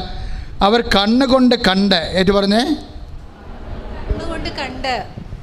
കാതുകൊണ്ട് കേട്ട്, ഹൃദയം കൊണ്ട് മനസ്സിലാക്കി മാനസാന്തരപ്പെടുകയും ഞാൻ അവരെ സുഖപ്പെടുത്തുകയും അസാധ്യമാകുമാറ് ഈ ജനതയുടെ ഹൃദയം കഠിനമായിരിക്കുന്നു. ചെവിയുടെ കേൾവി മന്ദീഭവിച്ചിരിക്കുന്നു. കണ്ണവർ അടച്ചു കളഞ്ഞിരിക്കുന്നു. ഇപ്പം ചില ആൾക്കാരെ കേൾക്കാൻ ചെവി ഉള്ളവരും കർത്താവ് ജനത്തെ രണ്ടായിട്ട് തിരിക്കും. കല്ലറയിൽ പോലും അവൻ സുവിശേഷം പ്രസംഗിക്കും, പക്ഷേ കേൾക്കാൻ ചെവി ഉള്ളവരുമുണ്ട്, കേൾക്കാൻ ചെവി ഇല്ലാത്തവരുണ്ട്. കേൾക്കാൻ ചെവി ഉള്ളവർ ആരാണ്? വചനത്തോട് റിസപ്റ്റിവിറ്റി ഉള്ളതാണ്. കേൾക്കാൻ ചെവി ഇല്ലാത്തവർ ഹൃദയകാഠിന്യമുള്ളവരാണ്. ഹൃദയകാഠിന്യം എന്ന് പറയണത് എന്താണ്? വചനത്തോട് വിശ്വസിക്കാനുള്ള പുറംതിരിഞ്ഞ് നിൽക്കുന്ന അവസ്ഥയ്ക്കാണ് ഹൃദയകാഠിന്യം എന്ന് പറയണത്. വചനം വിശ്വസിക്കാനുള്ള ദേവത, നീ ഉടമ്പടി നിൻ്റെ ഏറ്റവും വലിയ വിജയം എന്ന് പറയണത് ഈ വചനത്തിലെല്ലാം എന്താ ഉള്ളത്? ദൈവത്തിൻ്റെ ശക്തിയാണുള്ളത്. വചനത്തിലെല്ലാം ഉള്ളത് എന്താണ്? ദൈവത്തിൻ്റെ. നമ്മൾ റോമ 1:16 വായിക്കുമ്പോൾ ദൈവവചനം രക്ഷയിലേക്ക് നയിക്കുന്ന ദൈവത്തിൻ്റെ ശക്തിയാണ്. അപ്പോൾ ഓരോ വചനത്തിലും ശക്തിയുണ്ട്. ഈ ശക്തിയാണ് വാഗ്ദാനം. ശക്തിയാണ്. കാര്യം വാക്കിൻ്റെ ഉള്ളിലെ ദാനമാണ് വാഗ്ദാനം, പ്രോമിസ്. വചനം മുഴുവൻ എഴുതിയിരിക്കുന്നത് പ്രോമിസാണ്. വചനത്തിലൂടെ ലഭിക്കുന്ന സമയം പ്രോമിസാണ്. വചനത്തിലൂടെ ലഭിക്കുന്ന സ്ഥലം പ്രോമിസ്ഡ് ലാൻഡാണ്. പ്രോമീത്തരെ എന്ന് വെച്ച് കഴിഞ്ഞാൽ ടു റിലീസ്, അവിടുന്ന് പ്രോമിസ് വരണത്. പ്രോമീത്തരെ എന്നുള്ള ലാറ്റിൻ പദത്തിന് എന്താണ് അർത്ഥം? ടു റിലീസ്, പുറത്തേക്ക് വലിച്ചെടുക്കുക. പ്രത്യാശിക്കുക എന്നുള്ളതല്ല, നമ്മളത് പ്രത്യാശിക്കുക എന്നാണ് തർജ്ജമ ചെയ്തിരിക്കുന്നത്. അതിൻ്റെ എറ്റിമോളജി, റൂട്ട് മീനിങ് പറയണത് എന്താണ്? പ്രോമീത്തരെ, ടു റിലീസ്, വലിച്ചെടുക്കുക. ഓരോ വചനത്തിൽ നിന്നും എന്തോ വലിച്ചെടുക്കാനുണ്ട്. ഓരോ വാക്കിൻ്റെ ഉള്ളിൽ നിന്നും എന്തോ വലിച്ചെടുക്കാനുണ്ട്. വാക്കിൻ്റെ ഉള്ളിൽ നിന്ന് വലിച്ചെടുക്കാനുള്ള എന്താണ്? ദാനമാണ്. ആ ദാനം എന്തിൻ്റെ രീതിയിലാണ്? ശക്തിയുടെ രീതിയിലാണ്. പറഞ്ഞ മനസ്സിലായില്ലേ? അമ്മയുടെ മുമ്പിൽ നിന്നുകൊണ്ട് അമ്മ ഇതാണ്, ഇത് ഈ മാസം ഞാൻ പ്രഗ്നൻ്റ് ആകണം എന്ന് പറഞ്ഞാൽ ഇതെങ്ങനെ സംഭവിക്കും? ഞാൻ പുരുഷൻ അറിയുന്നില്ലല്ലോ എന്ന് മംഗളവാർത്ത സമയത്ത് ചോദിക്കുമ്പോഴേ പരിശുദ്ധാത്മാവ് നിൻ്റെ മേൽ വരും, അത്യുന്നതിൻ്റെ ശക്തി നിന്നെ പ്രവർത്തിക്കുമെന്ന് പറയുമ്പോഴേ ഈ ശക്തിയാണ് വചനത്തിൻ്റെ ഉള്ളിലുള്ളതെന്നാണ് റോമ 1:16 പറയണത്. ആ ശക്തിയിൽ വിശ്വസിക്കുമ്പോഴാണ് ശക്തി പുറത്തേക്ക് വരും. അത് ബോഡി വന്ന ഹീലിംഗ് ആയിട്ട് മാറും. ആ ശക്തി പുറത്തേക്ക്. അതുകൊണ്ടാണ് വചനം കേട്ടുകൊണ്ടിരിക്കെ അവരുടെ മേൽ പരിശുദ്ധാത്മാവ് ഇറങ്ങിയെന്ന് പറഞ്ഞാൽ വിശ്വസിച്ചവരുടെ മേലാണ്. വിശ്വസിച്ചവരുടെ മേലും കല്ലറയിലുള്ളവരായാലും കല്ലറയ്ക്ക് പുറത്തുള്ള ജീവനുള്ളവരായാലും ഹൃദയകാഠിന്യം ഇല്ലാത്തവരുടെ മേലാണ് കർത്താവിൻ്റെ ശക്തി ആവശ്യിക്കുന്നത്. ഇപ്പം നമ്മൾ പ്രാർത്ഥിക്കേണ്ടത് കർത്താവിൻ്റെ വചനം വിശ്വസിക്കാനുള്ള തുറവി. നിങ്ങൾ ഈ വിശുദ്ധ വാരം മുഴുവനും പള്ളി പോകണ സമയം ഒഴിച്ച് ബാക്കിയെല്ലാം വീട്ടിലെ പണിയൊക്കെ ചെയ്താലും വചനം എടുത്ത് വായിച്ചുകൊണ്ടേ ഇരിക്കണം. വചനം പ്രാർത്ഥിച്ച് വായിച്ചുകൊണ്ടേ ഇരിക്കണം. വചനം കല്ലറയുടെ അകത്തിരിക്കണ ആൾക്കാരുടെ അടുത്ത് പോയിരുന്ന് വായിക്കണം. ജീവിച്ചിരിക്കുന്ന ആൾക്കാരും വചനത്തിന് മറുതിരിച്ച് നിൽക്കുന്നവരെ ഹൃദയകാഠിന്യമുള്ളവരാണ്, ചെവിയില്ലാത്തവരും കേൾക്കാൻ ചെവിയില്ലാത്തവരാണ്. പക്ഷേ അവരിടത്തും പോയി വായിക്കാനാണ്. കല്ലറയിലുള്ളവരും കർത്താവിൻ്റെ സ്വരം കേൾക്കുമ്പോൾ നമ്മുടെ ഉള്ളിൽ മറ്റുള്ളവരെ മാനസാന്തരപ്പെടുത്താൻ ഒരു വിശുദ്ധവാരം, ആ വിശുദ്ധവാരം ദൈവത്തെ കൈമാറ്റം ചെയ്യുന്നതിലുള്ള ദൈവവചനങ്ങൾ വായിക്കുകയും ധ്യാനിക്കുകയും അത് നടപ്പിൽ വരുത്തുകയും അതുപോലെ തന്നെ നമ്മുടെ ജീവിത വിഷയങ്ങളിൽ ദൈവത്തെ കക്ഷി ചേർക്കുകയും ദൈവത്തിൻ്റെ അനുഭവത്തിലെ സാക്ഷികളാകുകയും ചെയ്യുന്ന വലിയ ദിനങ്ങളിലേക്ക് ദൈവം നിങ്ങളെ അഭിഷേകം ചെയ്യട്ടെ. ശ്രുതികട ഹല്ലേലൂയ ഹല്ലേലൂയ ഹല്ലേലൂയ ഹല്ലേലൂയ ഹല്ലേലൂയ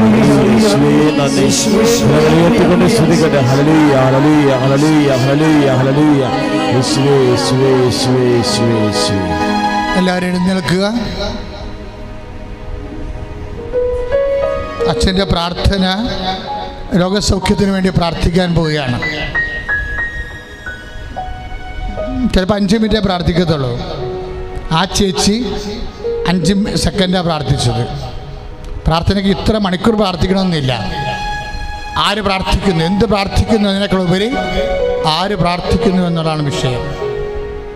നിങ്ങൾ പ്രാർത്ഥിക്കാൻ പറ്റുന്ന രീതിയിൽ നിങ്ങളുടെ ഇൻഫ്രാസ്ട്രക്ചർ അപ്ഗ്രേഡ് ചെയ്തെടുക്കണം. വിശ്വാസം വർദ്ധിപ്പിക്കണം, പ്രത്യാശ വർദ്ധിപ്പിക്കണം, ദൈവസ്നേഹം വർദ്ധിപ്പിക്കണം. രോഗമുള്ള ഇടത്തെല്ലാം കൈവെക്കുക. മക്കളില്ലാത്തവരെ അടിവയറ്റ് കൈവെക്കുക.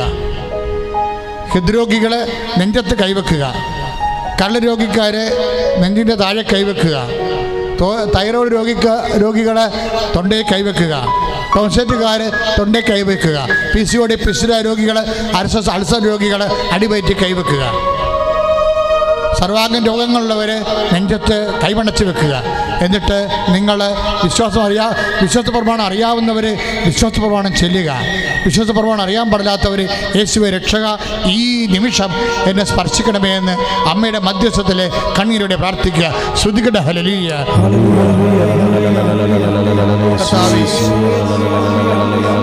കർത്താവേ, അങ്ങയുടെ മക്കളെ ഞങ്ങൾ പ്രാർത്ഥിക്കുന്ന കർത്താവേ, ഈശോ നിന്റെ വിശുദ്ധ പൗരോഹിത്യത്തെ മഹത്വപ്പെടുത്തണമേ കർത്താവേ. ഈശോ നിന്റെ വിശുദ്ധ പൗരോഹിത്യത്തെ മഹത്വപ്പെടുത്തണമേ കർത്താവേ. സഭയിലുള്ള സാന്നിധ്യം പ്രകടമാക്കണമേ കർത്താവേ. ആത്മരോഗികളെ സമർപ്പിച്ച് പ്രാർത്ഥിക്കുന്നു, രോഗികളെ സമർപ്പിച്ച് പ്രാർത്ഥിക്കുന്നു, തലക്ക് ചൂടുള്ളവരെ സമർപ്പിച്ച് പ്രാർത്ഥിക്കുന്നു, ഹൃദയ രോഗികളെ സമർപ്പിച്ച് പ്രാർത്ഥിക്കുന്നു, ഉത്തര രോഗികളെ സമർപ്പിച്ച് പ്രാർത്ഥിക്കുന്നു.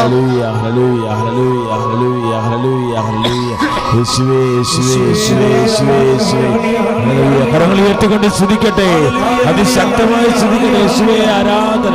കർത്താവേ, മാരക രോഗങ്ങളിൽ നിന്നും ദുരിതങ്ങളിൽ നിന്നും ഞങ്ങളെ സംരക്ഷിക്കുന്നതിന് സൗഖ്യപ്പെടുന്നെന്ന് പറയുന്നു. പ്രാർത്ഥിക്കട്ടെ, ഈശോ സൗഖ്യപ്പെടുത്തുകയാണ്. ഹല്ലേലൂയ ഹല്ലേലൂയ ഹല്ലേലൂയ. ഈശോ സ്പർശിക്കുകയാണ്. ഹല്ലേലൂയ ഹല്ലേലൂയ ഹല്ലേലൂയ. യേശുവേ യേശുവേ യേശുവേ. വീണ്ടും രോഗയിടങ്ങളിലെ നടുവ് രോഗികൾ, നടുവിലെ ഡിസ്ലൊക്കേറ്റ് വരുന്നവർ, കശേരികൾ ദ്രവിച്ചുകൊണ്ടിരിക്കുന്നവർ നടുവിൽ കൈവെക്കണം. കിഡ്നി രോഗികൾ നടുവിൽ കൈവെക്കണം. ജീവനോടെ അമ്മ പ്രത്യക്ഷപ്പെട്ട ദിവ്യകാരണം എഴുന്നള്ളിയിരിക്കുന്ന ലോകത്തിലെ ഏറ്റവും ശക്തമായ ഒരു അൾത്താറുടെ മുമ്പിലാണ് നിങ്ങൾ നിൽക്കണം എന്നുള്ള ബോധ്യം ഉണ്ടാകണം. കർത്താവേ, നിന്റെ വിശുദ്ധ പൗരോഹിത്യത്തെ മഹത്വപ്പെടുത്തണമെന്ന് പ്രാർത്ഥിക്കുന്നു. ഈശോ, മറ്റൊരുവൻ രക്ഷയില്ല, ആകാശത്തിനും ഭൂമിക്കും മധ്യേ മനുഷ്യന് രക്ഷ നൽകാൻ കർത്താവെ നൽകിയിരിക്കുന്ന ഒരേ ഒരു നാമമേ, നിന്റെ ഉന്നതമായ നാമത്തിൽ പ്രാർത്ഥിക്കുന്ന നടുവ് രോഗങ്ങൾ, കിഡ്നി രോഗങ്ങൾ, വാതരോഗങ്ങൾ, കശേരി രോഗങ്ങൾ, ത്വക്ക് രോഗങ്ങൾ, ഹൃദയ രോഗങ്ങൾ, ത്വക്ക് രോഗങ്ങൾ യേശുവിന്റെ നാമത്തിൽ മാറിപ്പോകട്ടെ.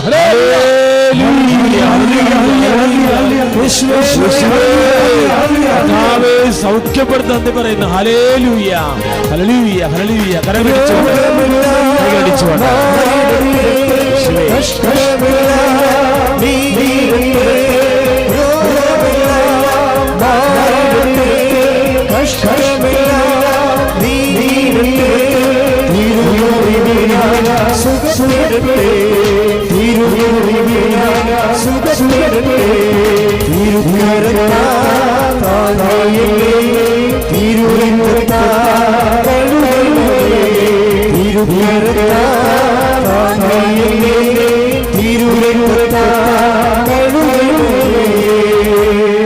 മക്കളെ, ജോലിയില്ലാത്തവര്, വീടില്ലാത്തവര്, വാടക കഴിയുന്നവര്, പല പല പരീക്ഷകളിൽ തോറ്റവര്, എഴുതിയവർ, റിസൾട്ട് പ്രതീക്ഷിക്കുന്നവർ, വിദേശത്ത് പോകാൻ ആഗ്രഹിച്ചുകൊണ്ട് ഓരോ കാര്യങ്ങൾ ചെയ്യുന്നവർ, സാമ്പത്തിക കടങ്ങളുള്ളവർ, അതുപോലെ വിവാഹം ഒത്തുവരാത്തവർ, മക്കളില്ലാത്തവർ, വഴിയില്ലാത്തവർ, വെള്ളമില്ലാത്തവർ, സാങ്കേതികമായ സർട്ടിഫിക്കറ്റുകൾ കിട്ടാനുള്ളവർ, വിത്തുകളുടെ സർട്ടിഫിക്കറ്റിൽ അകപ്പെട്ടവർ, വിവാഹമോചനം പ്രാപിക്കാൻ വേണ്ടി അതിൻ്റെ പേരിൽ വിഷമിക്കുന്നവർ എല്ലാവരെയും സമർപ്പിച്ചുകൊണ്ട് പ്രാർത്ഥിക്കുന്ന സമയമാണ്. അതിശക്തമായി ഇടിമുഴങ്ങുന്ന പോലെ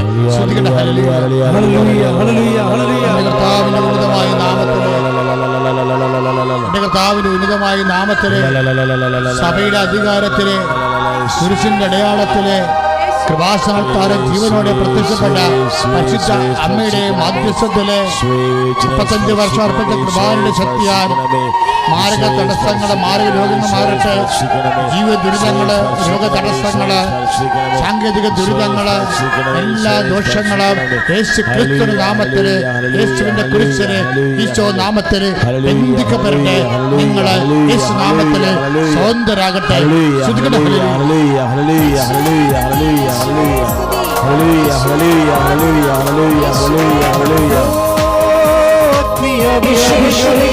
വീശി